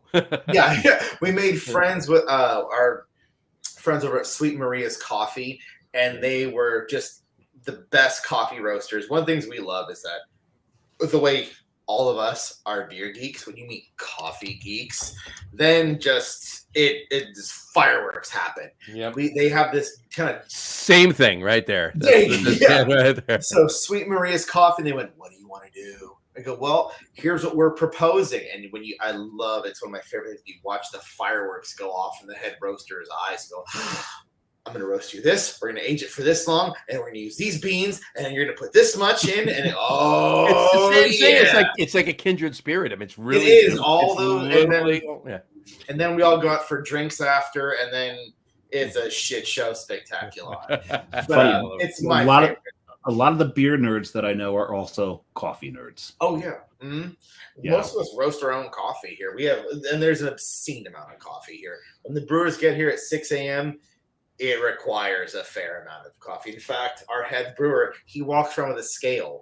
Now, if you didn't know him, you'd think, is this like a drug dealer or something going on? No, he's got a portable, I'm not even kidding, you assemble it, you put the coffee filter, and he weighs the coffee and the water, and he has a special thermometer, and it's 204.7 degrees. Now ready to dispense 600 grams of water. Look, dude, it's 6 a.m. Can we please get on with this process?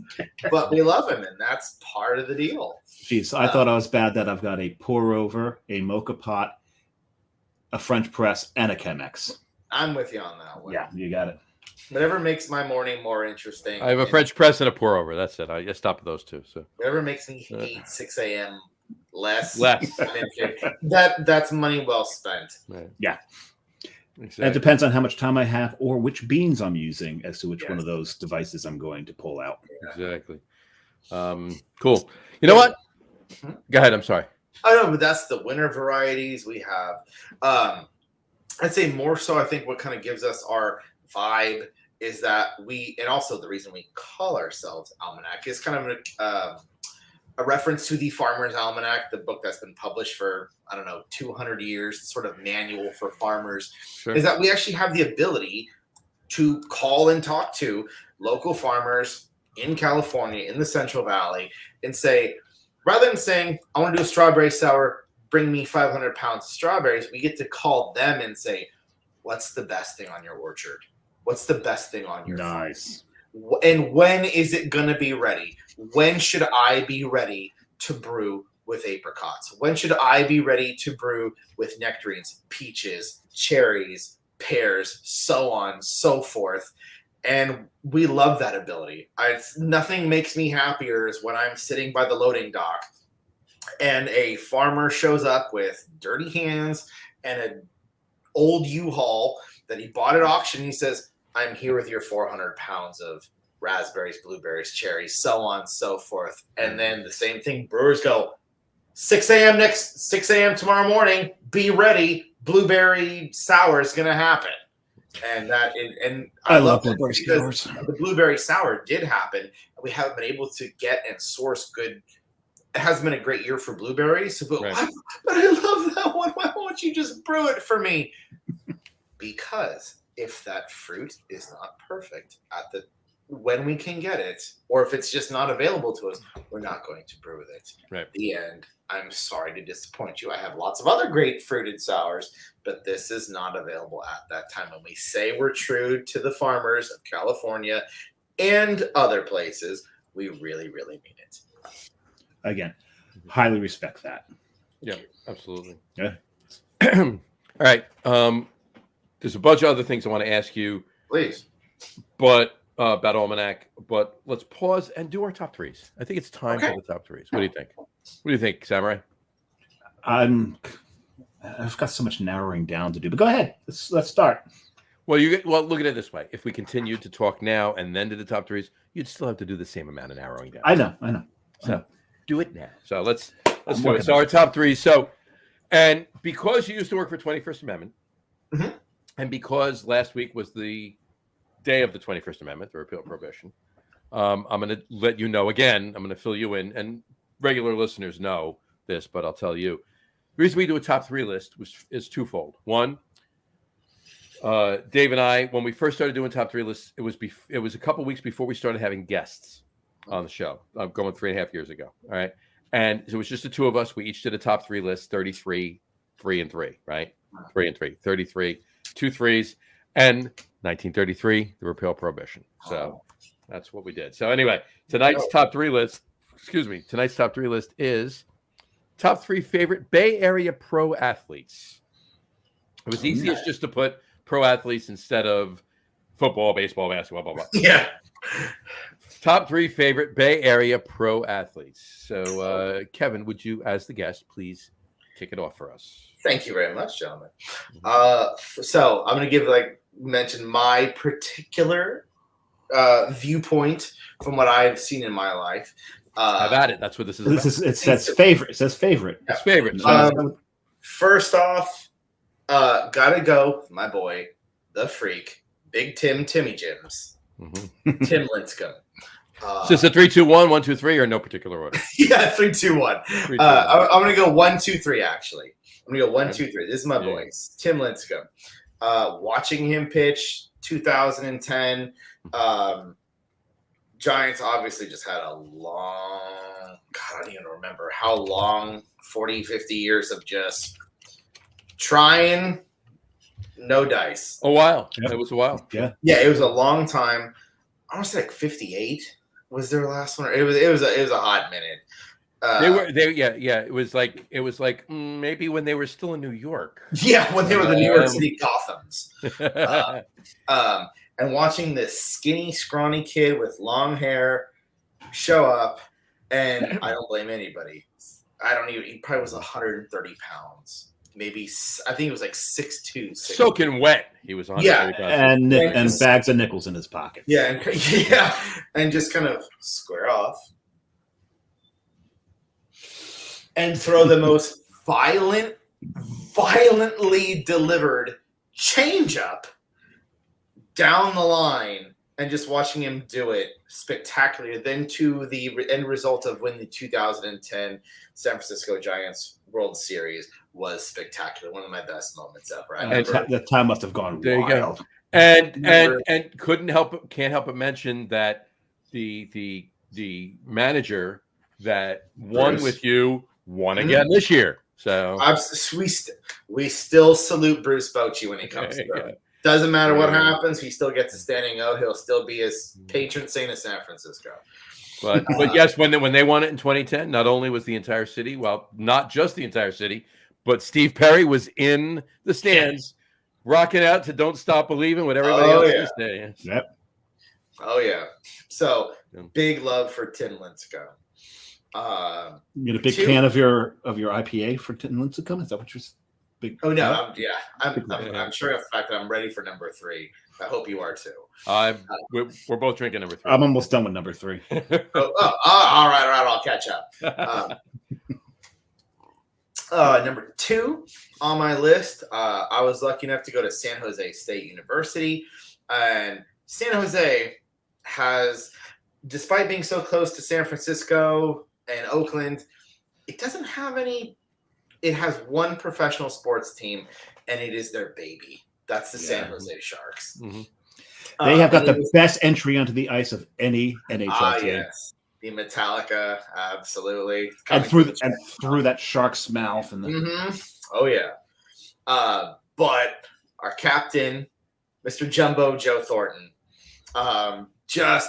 now, I know we mentioned before, yes, he did play for the Bruins. We'd like to think he's San Jose's baby, but he's got that big, beautiful beard, and he's a man you would not mess with if you saw him coming down Santa Clara Avenue.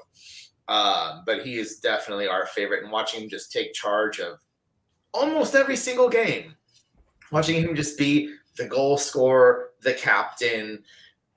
I mean, at a certain point, sometimes the enforcer when necessary, the guy who just wasn't going to take any shit from anybody, who was leading his team, he will always be he'll be one of my boys, and he's just a favorite of the Sharks. Absolutely. Now you're number 1. Yeah. Now number 3, actually, Tim Lincecum. Number 3. 1. Yeah. I love it. right. Not to correct my host or anything, but No. You are correct is correct. He's still our boy. I don't have his bobblehead here, but Steph Curry from the Golden State Warriors. Watching him drain threes with a swagger up to, I don't know how many championship trophies right now, is so much fun. Watching him do that is, and also, even if he can't drain threes, watching him play basics and elementary, watching him shoot twos, watching him with his other players is spectacular. One of my favorite things ever, just watching him not be able to shoot threes. Watching, I don't know how to say it, like Superman lose his ability to fly, but then still kick ass on the court. Watching him serve it up to, every other team on. I'm going to say the Pelicans come to mind. Celtics, sorry, love you all. But I mean, watching him serve it up has just been so much fun. So he's going to be my number 3. There you go. That's awesome. All right, Samurai, yours. Well, I cut my list in half, and I still have 5. And I'll go. It's going to be 5 through 1, John. 5, 4, 3, 2, 1. So 2 honorable mentions and Sort of, yeah. So which would be number 5 if we went to 5? Bo Jackson, because Bo knows. But I love. I just want to point out one thing, okay? And Dave says this off air before we start the show when we're talking about the top 3s with whatever guest is on tonight, of course, with Kevin. Mm-hmm. Okay, Dave mentions the fact that Dave goes before me, and a lot of the times he has the same or a lot of the same people or things or whatever on his top 3 list that I would have. So tonight, in honor of that thought, he's going to do 5. Right? I usually do 5, John, don't I? Do I ever stick to 3? No, you don't. Go ahead. Do you ever stick to 3? Never. Go ahead. Continue. But Bo was a beast on the field. I grew up a Sooners fan. Watching him run over Bosworth, he was something else. He was a force. Sure. My number, what would have been my number 4 was your number 3, Kevin. Steph Curry. Yep. Yeah, you said he would drain the threes with swagger. But this is one of the things I love the most about Steph Curry. There was a swagger on the court. Off the court, one of the most mild-mannered. He's not opening a museum to himself, is he? Yeah. No. We've heard of a player that is. He's not that guy, right? He doesn't have that ego about him that so many of these top basketball players have, and I really appreciate that about Curry.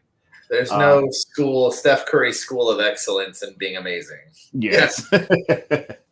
So then I'll go 3, 2, 1. Jerry Rice. One of the classiest, greatest wide receivers ever to play the game. He did the area justice. He did his uniform justice. He did the league justice. Watching him play was like watching ballet. He was something else. My number 2, I hate him for all the reasons I love him, and that's Howie Long. Howie Long was just such a great player in his day. And so I think I like him more as an announcer as I do a player. That's why I hate him, because the damn looking guy, he had a lot of talent. He's well spoken. He's very well dressed, very well coiffed. You just hate a guy like this. So Howie's my number 2. My number 1 is probably one of the greatest DBs ever to play the game, and that's Ronnie Lott. Okay. Ronnie Lott. John knows full well my favorite Giants player is Mark Bavaro. And there's that play where Mark Bavaro carried the whole 49ers defense, probably over 20 yards, with Ronnie Lott draped around his neck. Mm-hmm. We had a day at work where everyone wore their sports jerseys, and I was wearing my Bavaro jersey, and one guy who had transferred over from the West Coast is wearing his Ronnie Lott jersey. He looks and goes, "You know what this means, don't you?" I said, "No." He goes, "You need to carry me everywhere today." It's like I had to respect that joke, but man, when Ronnie Lott got his sights in on you, unless you were Mark Bavaro, you weren't going any further. Yeah, nope. Yeah, you were done. You were done. He was such a great player. Well, there you have it. Yeah. All right. I guess that leaves me. Mark him out. Only you are left. Yeah. All right. So I'll give you 5 as well. I'll give you 2 honorable mentions, only because I had to move a couple things around, but only really 1 I moved an honorable mention down, so that's fine. So my honorable mentions are Ronnie Lott and Jerry Rice. Okay. Pretty much for the same reasons. But even so, even though Ronnie Lott is on my in my honorable mention, all right, it was so good to see him not do as well as he should have or could have in the 1990 NFC Championship game. So, and when Leonard Marshall, I mean, for all intents and purposes, basically killed Joe Montana with that sack. Yeah, that was a good game. It was a fun game to watch for us. For Giants fans, not for not, Yeah, not I was for gonna say, hang on now. And it's funny because the Giants have been in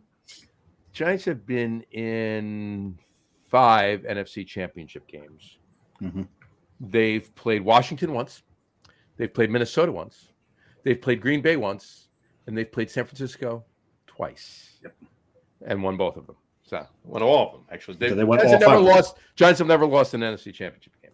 Lost one Super Bowl, but they haven't lost. Yeah, you got to get there first. You got to get there. So anyway, all right. So Ronnie Lott, Joe Rice. Okay, my top 3. 3, 2, 1. Number 3 is definitely from there's definitely reasons that were more pertaining to New York than the Bay Area, but definitely was aware of him when he was in the Bay Area, and that's Reggie Jackson. Yeah. Okay, when he was in Oakland. All right. One of the reasons, other than just his playing ability, whether it was with Oakland or with New York, the Yankees, which I'm a Met fan, by the way, so I'm not a Yankee fan, but Same. yeah, or even with California, with the Angels, but whatchamacallit was I was at in 1978. I was at a Yankees Royals Saturday game, and I caught during batting practice. I caught a Reggie Jackson foul ball. So There you go. there you go. It's one of the reasons that does that for me. So anyway, moving on to number 2, Dave Casper. Another great tight end. Great tight end. I mean, the ghost, right? Mm-hmm. Right. He was an amazing tight end, but those Raiders teams in the 70s, it was just amazing. And my number 1, and we talked about it before, Giants, New York. Another Mets New York tight. connection, Willie Mays. The Mets just retired last year. The Mets just retired his number last year. Of course, he only played 2 seasons with whatever. Spent a lot more time with the Giants than he did with the Mets. But Steve Cohen did a solid, if you will. Mrs. Payson, who owned the team at the time that Willie Mays was on the Mets, and around the 73 World Series, which ironically was against the A's, but that's besides the point. Which we call. She made him a promise if he came in, she was going to retire his number with the Mets. Yeah. And then she sold the team, passed away, never did. And then so Steve Cohen held up that ownership end of the bargain and retired his number. So that's nice. That was kind of cool. So but anyway, so yeah, there you go. Reggie Jackson, Dave Casper, Willie Mays. Those are mine. Nice choices. And notice all 3 of us, not one of us had Joe Montana on our I'm waiting for someone else to say it. One of the greatest players in the Bay Area ever, and didn't show up on any list. Mm-hmm. Yep. And that draft that he got drafted in, the Giants picked Phil Simms. And don't get me wrong, I love Phil Simms, and he was the right guy at the time, and everything worked out the way it needed to. Okay. But Phil Simms went in that draft in 1979 at 7. Okay. Ahead of. In the first round, pick 7. Okay. Mm-hmm. The 37th pick overall was Joe Montana. Right. Or even 39th, maybe even in the 30s. It was in the second round, Joe Montana went. So yes, the Giants could have drafted Joe Montana. Right? Would Joe Montana have been the same quarterback in the Giants system? No, he would not have been. No, because he wouldn't have had Bill Walsh. I mean, he would have Ray Perkins, which wasn't that much of a slouch, and eventually Bill Parcells, but he wouldn't have had what he had in San Francisco. So a lot of things would have been different for both teams had that not gone the way it did. So because the Giants were geared more towards defense than offense in those days. Sure. Anyway, all right. So there you go. There's our little sports faction of the evening for that. Cool. All right, that was a cool list. I like that. Yeah. All right. What's bless you. And I think we hit every one of the Bay Area teams. We did. We didn't get the. Well, they don't pick anyone from the A's. Yeah, we did. Reggie Jackson. Oh yeah, I'm sorry. Yeah. Yep. We the got A's, the Raiders, the Giants, the 49ers, the Sharks, Warriors. and the Yeah. Warriors. About it. Yeah. All right, we got them all. All 6 of them. There you go. So cool. I love Nice. it. All right. Okay. What? So back to Almanac before we wrap everything up. Yes. What's going on? Anybody listening out in California? Because we did post this on the California Let's Talk Craft Beer page. Anybody out in California listening or watching this or re-listening after the fact, because we'll post it afterwards. What's going on holiday-wise next couple weeks or even New Year's or even into January, event-wise? Not just releases of beer, but event-wise at the brewery. Oh, yeah. Well, this Saturday, we have our lovely Noel Fest party, one of our biggest days of the year. We've got DJ Santa Claus performing behind us in the lounge. We have been taking time. We cooked up something we call Stout Nog. Oh. Yeah. Dave, you want to fly to Frisco with me for Saturday? Yeah, I've got some miles. I'll drive you in from SFO. There you go. We've been working on it. It's down to my recipe versus Sarah's recipe. We're going to see who wins, but we're going to have a lot of fun with that. And anybody who's never been to San Francisco and to the airport, you have to understand how much love went into that statement. He'd drive us in from SFO to brave. We don't say that traffic pattern. That traffic Oh, pattern. Yeah. I've flown in SFO. It's and driven from there. So yeah, it's a challenge. It's good. I got you. I'll be your local guy. It'd be like us picking him up at LaGuardia. Right. On that note, we were talking about sports last time. Well, it wasn't the last time. It was the first time I was in San Francisco. It was 85, and I sat at breakfast in the hotel I was in. My table right here at the next table over was Tommy Lasorda. And I turned and had a conversation with him. So very nice. It was very nice. That was pretty cool. Even as a Giants fan, I'd love to meet Tommy Lasorda. So the Noel, during the Noel party, do you then spell it Almanac? Because there's no L. Yeah. Noel. Oh my God, that was worse than any dad joke I've told in the last 12 episodes. Thank you very much. Well done. Thank you. It's been lovely. Tip your waitress. Try the veal. Yes. No, we're gonna have a big old party with our Noel Fest. We're gonna bring out a whole bunch of beers. We're gonna have a Stein station outside to fill your Stein. Oh. We do Steins. Yeah, we're gonna have a Stein station outside. We've got mobile bars inside, outside. We're gonna have our friends at Polkageist. We have our favorite polka band. They're gonna be performing here. Polka for Christmas. I love that idea. What's more homey than accordion music? No, we're having Polkageist play. We've got a Santa coming. We have this really neat thing where it's a guy has a green and white Volkswagen bus with like a tree inside of it. He's gonna come show up. Is it a tree inside of it? He's got like a Christmas tree. Oh, the Christmas tree. Okay. Yeah. Instead of a Volkswagen bus. Dave, weren't you just sitting in a Volkswagen bus on Sunday? I was just sitting in a Volkswagen bus on Saturday. There's one of the breweries in New Jersey has a Volkswagen bus built into the tap room. Oh, really? Yeah. Well, we're just gonna drive ours in through the. Yeah. Oh, they couldn't drive theirs in. They had to carry theirs in. So. Yeah. We're gonna have Santa pictures. We also have a large 16 by 16 sandbox outside that the kids can come and play in. So please bring the whole family. Mom can have a beer with dad while the kids play in the sandbox. Nothing screams Christmas like playing in the sandbox. Yeah, on the West Coast, but yes, absolutely. We'd love having all those things out here. Like I said, bring everybody. We're gonna have a good old time. It's one of our biggest parties of the year. It's gonna be a great one. Even when you guys aren't having a party, that place is a party. Thank you. Yeah, we do get fairly busy, but we love it here. Nice. What about a New Year's thing? You got a New Year's thing going? For New Year's just yet, but I know we're gonna have some more things coming up in January. We haven't quite put all those things into place. We have a My Fest, which of course is a little bit ways into May. Yeah, but I mean, definitely at the moment we're getting ready for Noel Fest. We've got a whole bunch of seating. We're getting ready. You actually also have the ability to come have a drink in that foeder hall we talked about. I just set up about 30 tables, so please get to come on in, smell the oak. Hang out with us. The brewers will be walking around. And if you're geeks like us, you can stop the brewers and ask, what are you doing? What's that for? And then the brewers can tell me on Monday how much. They're like, yeah, it was nice, but I had to talk to everybody you told me about.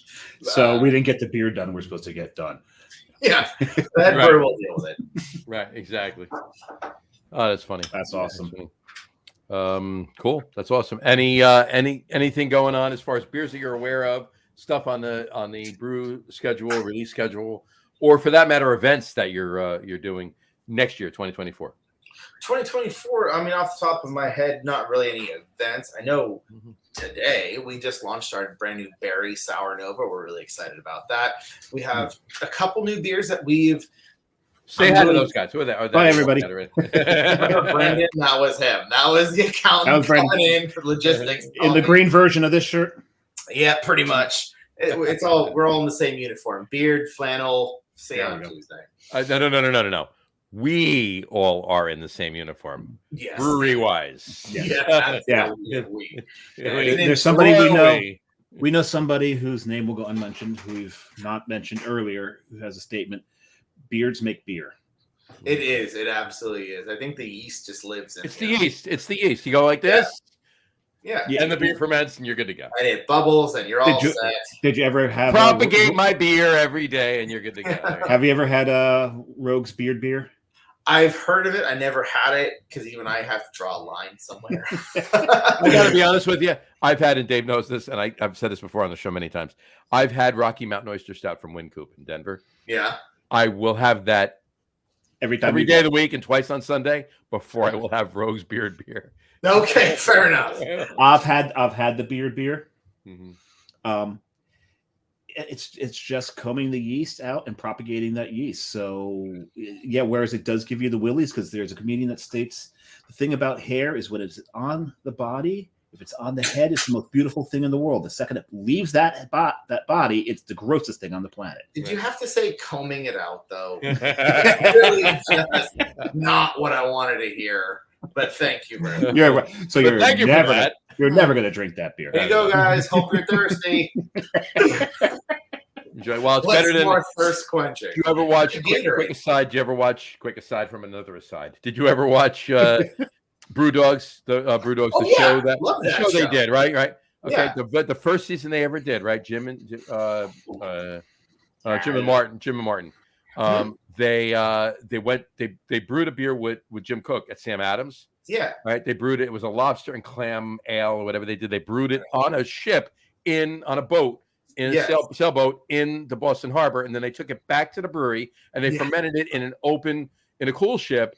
Yeah. And the yeast they used, other than obviously the ambient yeast, the three of them got in the wort and sat there, and that's what fermented the beer. Body yeast. Yep. I will tell you with all certainty, none of our brewers' body parts have been in or included in any of our beers. That's a promise. You should put that on the label too. I think that's part of the right mindset, honestly. If it's not, it should be. Yes, I mean, we'll have to take a DeLorean back to. Let me get him on the take a DeLorean back to, was it 1513 or 1315 or whenever I had to. Thank you. Yes. Exactly. Jawohl. Yeah. Anyway, so go ahead. Continue. You're finished what you were saying with next year. Oh yeah, just our regular span of parties. We've got, like I said, our My Fest, our Oktoberfest parties, one of our biggest ones there. We love having all the polka bands out. We have you do that late October every year, so yeah, we've got a big Oktoberfest every year. Our Noel Fest, our typical lineup. We'll have things throughout the year. We have our Founders Fair, basically where we love to have not just our beers, but basically tell the local people who are. I make specialty beef jerky. I make clothing. Great. Everybody come in. We have a guy who's from New York who makes cheesecakes with all kinds of funky different things. We love inviting him down and having all kinds of funky new different things. It doesn't just have to be beer. We definitely have the feeling that craft beer is not just about the beer. I mean, it is for a lot of it, but it's the idea that someone doing something the right way, independently, irregardless of what the industry or a salesman tells them to do. Mm-hmm. And we definitely love to invite those guys in here. Love it. We have all kinds of fun stuff that we have throughout the year. We have one of my favorites is Phoenix Clothing. It's a lovely older lady and her husband. They go to thrift shops. They find particularly our uniform flannel shirts, and she puts her own designs on the back of them. Nice. Her thing is, that's cool. Clothing out of the landfill. I'm making money. You're getting a cool new shirt. Everybody gets to win on this one. And if you care, it's like a 0 CO2 impact, despite the fact that she drives around the thrift stores all the time. But we have so much fun with it. And then we're always looking for new ones. If you have a local, like I said, beef jerky, shoelace company, dog bowl, so on and so forth, we'd love to have a local shoelace company. I work on that. Beard combs. Jason's Beard laces. combs. Absolutely. Local beard combs. There you go. But we love having all those kind of like local people down, let them show off the community. I've got guys who do pad thai the day of. We have guys who show up who do. It's actually interesting. He does hear me out here, Irish Thai fusion. Don't think about it too hard. It's delicious. Potato Thai? I think it's basically just pad Thai with a shot of JMO. Okay, there you go. No, but he's I love him to death. With a shot of Jameson. There you go. Yeah, when you think of pad Thai, you don't think of a guy whose last name is O'Toole. Pad Thai O'Toole. I knew him, Pad Thai O'Toole. Yeah, Pad Thai O'Toole. It'd be Padrick Thai O'Toole. Padrick Thai O'Toole. But yeah, we love all that kind of stuff. We're always coming up with new ideas. Sometimes literally we'll just get a call from the owner saying, Kevin, what do you want to do this month? Think of it, make it happen. And we just fly off the cuff like that. And we love doing that kind of stuff and meeting all the local people. I've got, no joke, I've got burgers. I've got a Hawaiian, Mexican fusion tacos. We've got we call them locos only. We have all kinds of great food out here. So all the food trucks that are out there. Yeah, working food with trucks. Yeah, absolutely. All kinds of fun stuff out here. And that's the best way. I got to tell you, and we're not going to get into a New Jersey discussion. I don't want to do that. We've done it a million times. Yeah. We can tell you later. It doesn't matter for the show. But I actually like that. It's easier for the brewery. Now, if the brewery, if their business model is to have a restaurant, then that's fine. Yes. Right? But if your business model is the brewery first, restaurant second, I'd rather coordinate with food trucks, because there's a lot of really great food out there on food trucks, and you can have something different every day of the week, and you're going to get different people for the food trucks with the beer every day of the week, and it's amazing. I always get to choose. Let's try something different this week, and I get to have all their best. Whatever is they're in the mood for, my clientele gets to always try something different or funky, or you want something homey, we can do burgers. Want to go really nuts? Let's go for the fusion of this, that, and the other thing. Yep. We have dessert trucks who make their own dessert. Absolutely. Nice. So, amazing. All kinds of fun stuff. Is that him? Yeah, this is our legit. Hi, Brandon. What's going on? We all got the unity. Brothers? Beard. I love it. We're ready. Yeah, it's our thing. Yeah, you gotta love it. All right. Now, I love the being on an Alameda Point. I mean, this was an old naval air station. Yes. And now there's 3 breweries, a winery, and a distillery. A whiny winery. A whiny winery. Aren't they all? We've got. As far as we have winery. I know we have at least 2 wineries. We have 2. That's right. There's 2 of them, aren't there? 2 wineries. We have a distillery. It used to be 2 distilleries. Now it's down to 1. Okay. We call the fun name for it, we call ourselves Spirits Row, or Spirits Alley. And because it's been just so helpful to have, when you're setting up something like this, you go, well, I need a lot of space. I can't pay a lot of money for it. And I need the big drain. I need a 5-inch water hookup. And again, I can't pay a lot of money for it. So the city was smart enough to say, after the military left in 1998, there's about 100 buildings that all match that description. Yeah. Professional water hookup, industrial drains. They're all here. We didn't pay for them. They're all standing. Come on in and take your pick. So it's worked out very well. And then, oddly enough, on the back end, the city says, wait, this generates a lot of tax revenue. Yeah, let's start marketing ourselves this way. And one by one, we've all moved in. And I'll tell you one thing. Awesome. If you're there during the summer, there is a ferry that comes in 2 blocks from you guys. Yeah, oh yeah. There's a ferry. The ferry shows up, goes from San Francisco, Oakland, Richmond, so on and so forth. Around the Bay Area, it shows up about 2 blocks away. There's 2 ferry But terminals. only during the summer, right? Because the other one is the main one. That's Yeah, what I the Main have to Street. comment No, on. well, the one you're talking about is Seaplane Lagoon. That does now function. I want to say 5 days a week. It doesn't function on the weekends, but That's what it was. I was there on the weekend. Yeah. That's what it But was. the Main Street Ferry Terminal, which is another 2 blocks in the opposite direction, they function 7 days a week. There you go. You can take buses now. The bus stop's right in front of Almanac, and if that wasn't enough for you, City of Alameda is running a shuttle during the summertime that stops here and at every other brewery and distillery and winery That's awesome. every 30 minutes. You should talk about it. We in Boston, we talked about Boston a couple times before. In Everett, about 10 minutes north of Boston, there's Night Shift Brewing. If you heard of Night Shift, Yeah. okay. Around the corner from Night Shift is Short Path Distilling. Mhm. Okay, in fact, they have a bottle of Short Path Summer Gin right here. There you go. Okay. So gin with blueberries in it. Anyway, and then whatchamacallit, they also had Bone Up Brewing, which is around the corner from that. Anyway, they called themselves the Fermentation District. Okay, and they actually had shirts made. I got a shirt, Fermentation District, everything. Bone Up actually just went out of business. The owner of the building came, or the building sold, or the owner of the building came in, whatever it was. The owner decided they didn't. Now they've been there 10, 12 years, or maybe a little something like that. The owner came in and said, "Yeah, you know what? We're not renewing your lease. You're out. Goodbye." They want to gentrify the area and whatever. So they don't want them out of there, whatever. Probably put a Starbucks in there or something like that. 2 seconds. I haven't bought those beers. I'm just renting them. I'm going to go release the deposit. Go for it. Go for it. Hey, So, he's taking my role. Exactly. I usually do. So to continue that for everybody listening on that, yeah, they Bone Up is going out. If they're not out already, I did read it a couple of weeks ago. I'm not sure. I think it was the 31st. So if you're anywhere in Boston, if you're going to Boston before, check it out. If I'm right and it's December 31st, which I'm pretty sure it is, get up to Everett. Obviously stop in a night shift and Short Path, but go over to Bone Up, have a couple beers with them before they actually have to close up shop.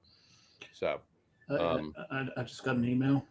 You did from Bone Up? No, I completely forgot about this. My 4 box just shipped. Oh, did it? Oh, there you go.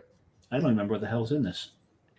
Well, you can go to Tavor and you can see what was. I know. I know I can do that. I've got the app like right here. You have the technology. Yes. Yeah. I don't have the money anymore after this box ships. Exactly. Especially after what I spent this weekend. Oh man, I got so much damn beer right now, which is a major problem. Such a bad problem to have. Gotcha. Gotcha. Well, it's all good, and I do echo Kevin's sentiment about the fact that he didn't buy the beers; he just rented them. I do like that analogy, if you will. Yeah. Okay, so we'll wrap up the show once he gets back. We'll get any parting shots or parting thoughts, if you will, from Kevin. Something that I want to mention was at Alameda Point. Also, if you're a history buff, I remember walking out of Humboldt Sea Brewing and heading, pretty much due south before you can make the left and go off to Almanac. And I'm like, that's an awfully big boat. That's an aircraft carrier. Mm-hmm. Which one is that? I managed to catch the number on. I'm like, I think that's the Hornet. And if you're a World War II buff, like I'm a World War II buff, like the Hornet was a very, very important carrier for us. So it is now an Air and Space Museum. There you go. So that's something else that you can do while you're there. Like it's a really, really, really cool area. And yeah, if you haven't been there, cool. Yeah, get over there. If you're anywhere near, if you're going to San Francisco or you're going anywhere near Frisco, if you're going even into like Sausalito, Mill Valley, up in the north of San Francisco, get over to Alameda. Get over and check out Almanac and everything else that's going over. As Spirits, what did you call it? Spirits Row, Kevin? Yeah, Spirits Alley. I'm ready to do another 2 hours of podcast now, so I'm ready when you are. I was just mentioning the fact that you guys are like right near the Hornet as well, which is so cool. We're spitting distance from the USS Hornet. We're actually quite proud of that. There you go. We're just down the street from a large World War II aircraft carrier. Well, I was telling him we came out of Humble Seed and then start heading off your way because I wanted to save the best for last, in my opinion. On there, no offense to the other two breweries on the island, but come out of it, start coming down Saratoga Boulevard or whatever it's called, and it's like that's an aircraft carrier. That large gray building on the horizon. It's like you're walking, and you're like, what in the hell is that? It is quite a beautiful sight to behold. All it is really, it's we highly recommend a visit to the Hornet. It's amazing. It's an amazing history lesson. It's a sight to see. Yeah, and I'm a big World War II buff, so that was so cool to see the Hornet. I've seen, because we have the what's the one that we have in New York, John? The Intrepid. The Intrepid. Yeah, we have the Intrepid. So. We have the Intrepid. Yeah. So, Cool. all right. And I've seen the Enterprise as well. And you could, if you get up really high where you live and look over all the other buildings, you could, from where you live, you could see the Intrepid. It's kind of actually when I walk to the bus station. There it is. It's right there. It's the whole skyline. The whole skyline's right there, but you can see the Intrepid. So anyway. Yeah. All right. Kevin, any last words before we wrap up the show? Any anything you want to say about Almanac before we just that honestly that hasn't been waxed nostalgic and talked about already? Just our MO is we love having everybody here in our tap room. And I mean everybody. This is not just for guys with beards and flannel shirts, like all of us, like the four of us.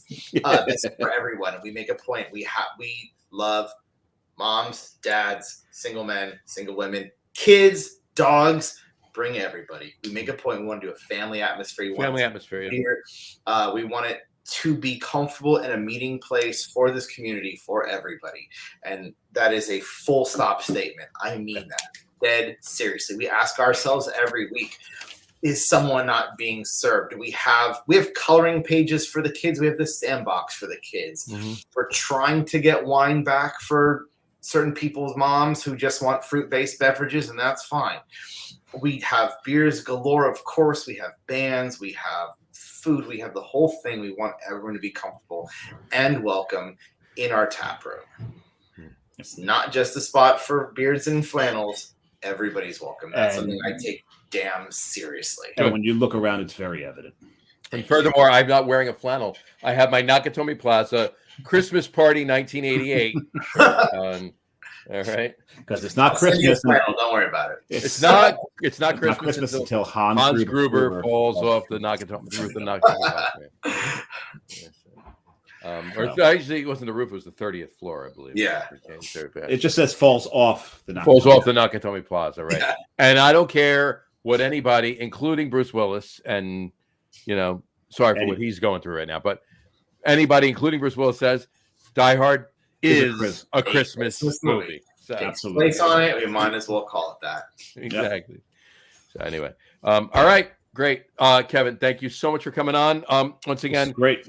Kevin Scholes was coming on too, and he we hope he feels better. We hope he feels better. Yeah, he emailed before. I'm just reading the email now. So he took a hard fall, right? Yeah, he did. He had a bit of a fall this morning. He's okay now. But yeah, we had a bit of a scare this morning, but he's doing good. Oh, good. He emailed me. He's waiting. That he's doing good, not that he fell. Yeah. Not at all. All right. So our thoughts go out to him. Hopefully all is well with him, and he gets over whatever happened this morning and all. And we did miss him on the show, but we had an awesome time with you, Kevin. Thank you so much for coming on. Thank you, guys. Thank you for having me on. This has been a lot of fun. I love geeking out with other guys about beer. Absolutely. And I hope I'm here all the time. You can always call me. I love doing this kind of stuff. Absolutely. No, that will be written down, and we will take care of that. Definitely. 100%. Please do. Be careful of what you wish for. The other one become be careful what you wish for, because you might come on every month. But that's you can't threaten me with a good time. All right.